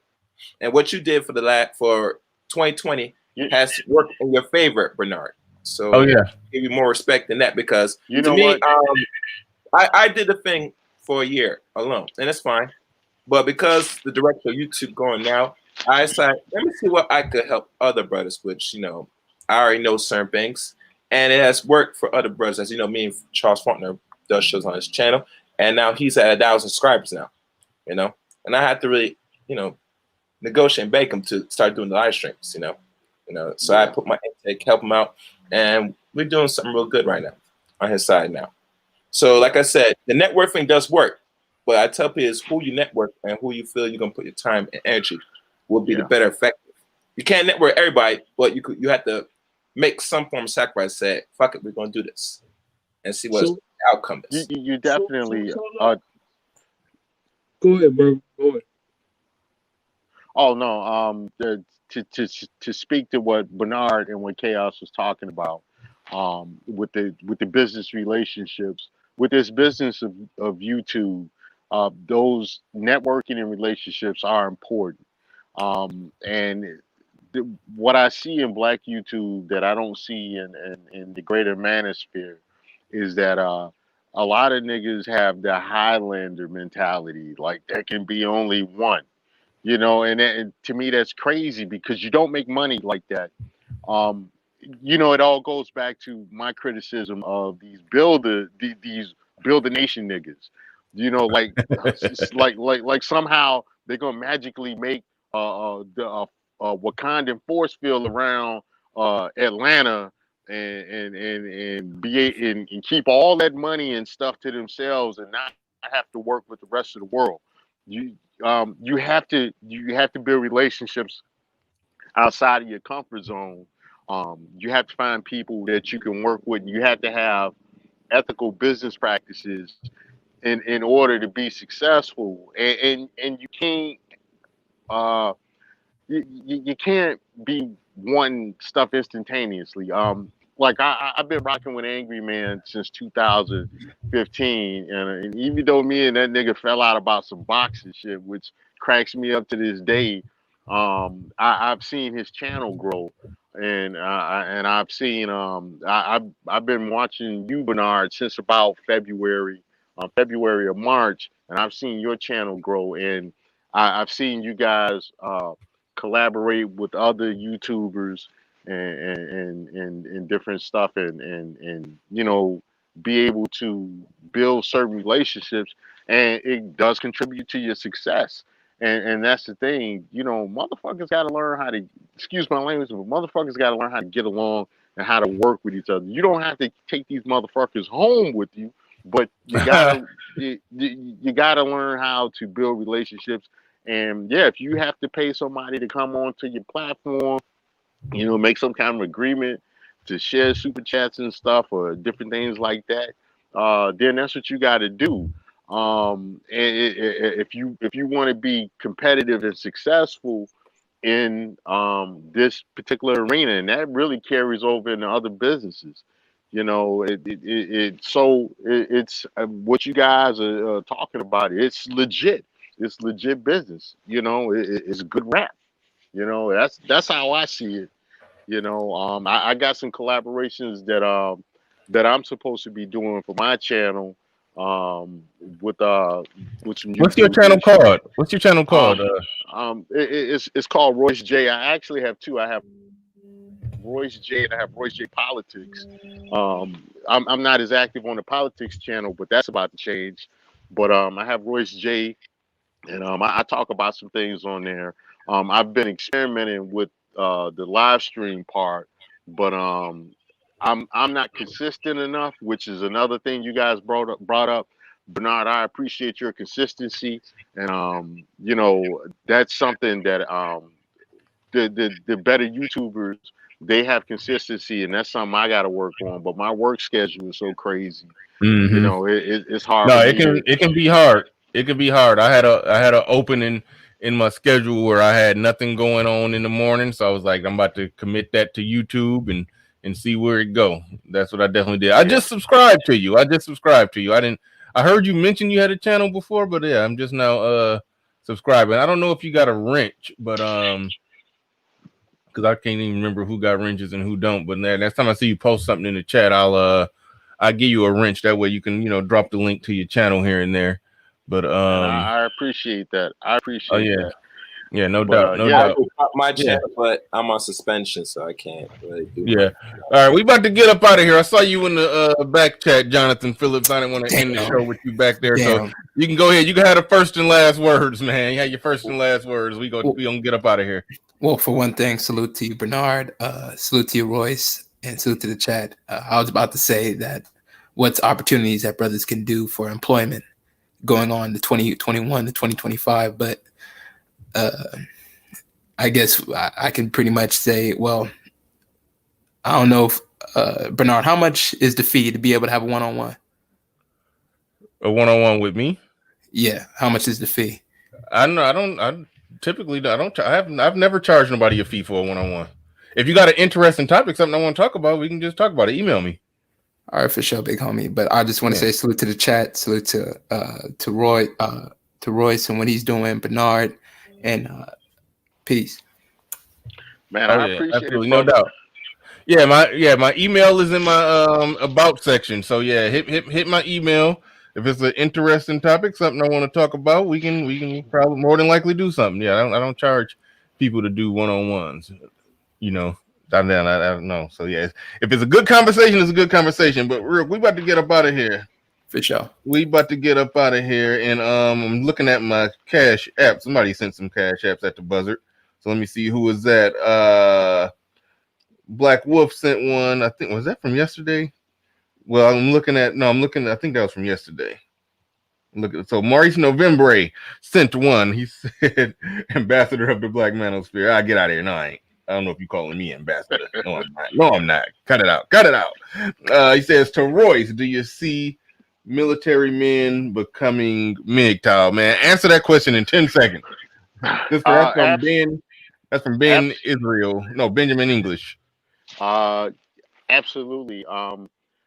I saw it where guys were living a life, but now you're starting to see that in really SYSBM and basically, the free rider lifestyle, all in the military, where these guys are saying, "No, I'm not getting married. I like my freedom. I like my money," and I get it. I understand. I understand. I understand it. So yeah, you see it. Right on. All right, with that said, fellas, we about to get up out of here. Been a good freestyle impromptu show. I didn't know we didn't have a topic, but we covered a lot of different shit. So I'd like to thank everybody who came through, everybody who liked, shared, subscribed, participated on the panel. Much love, much respect, and I got to go.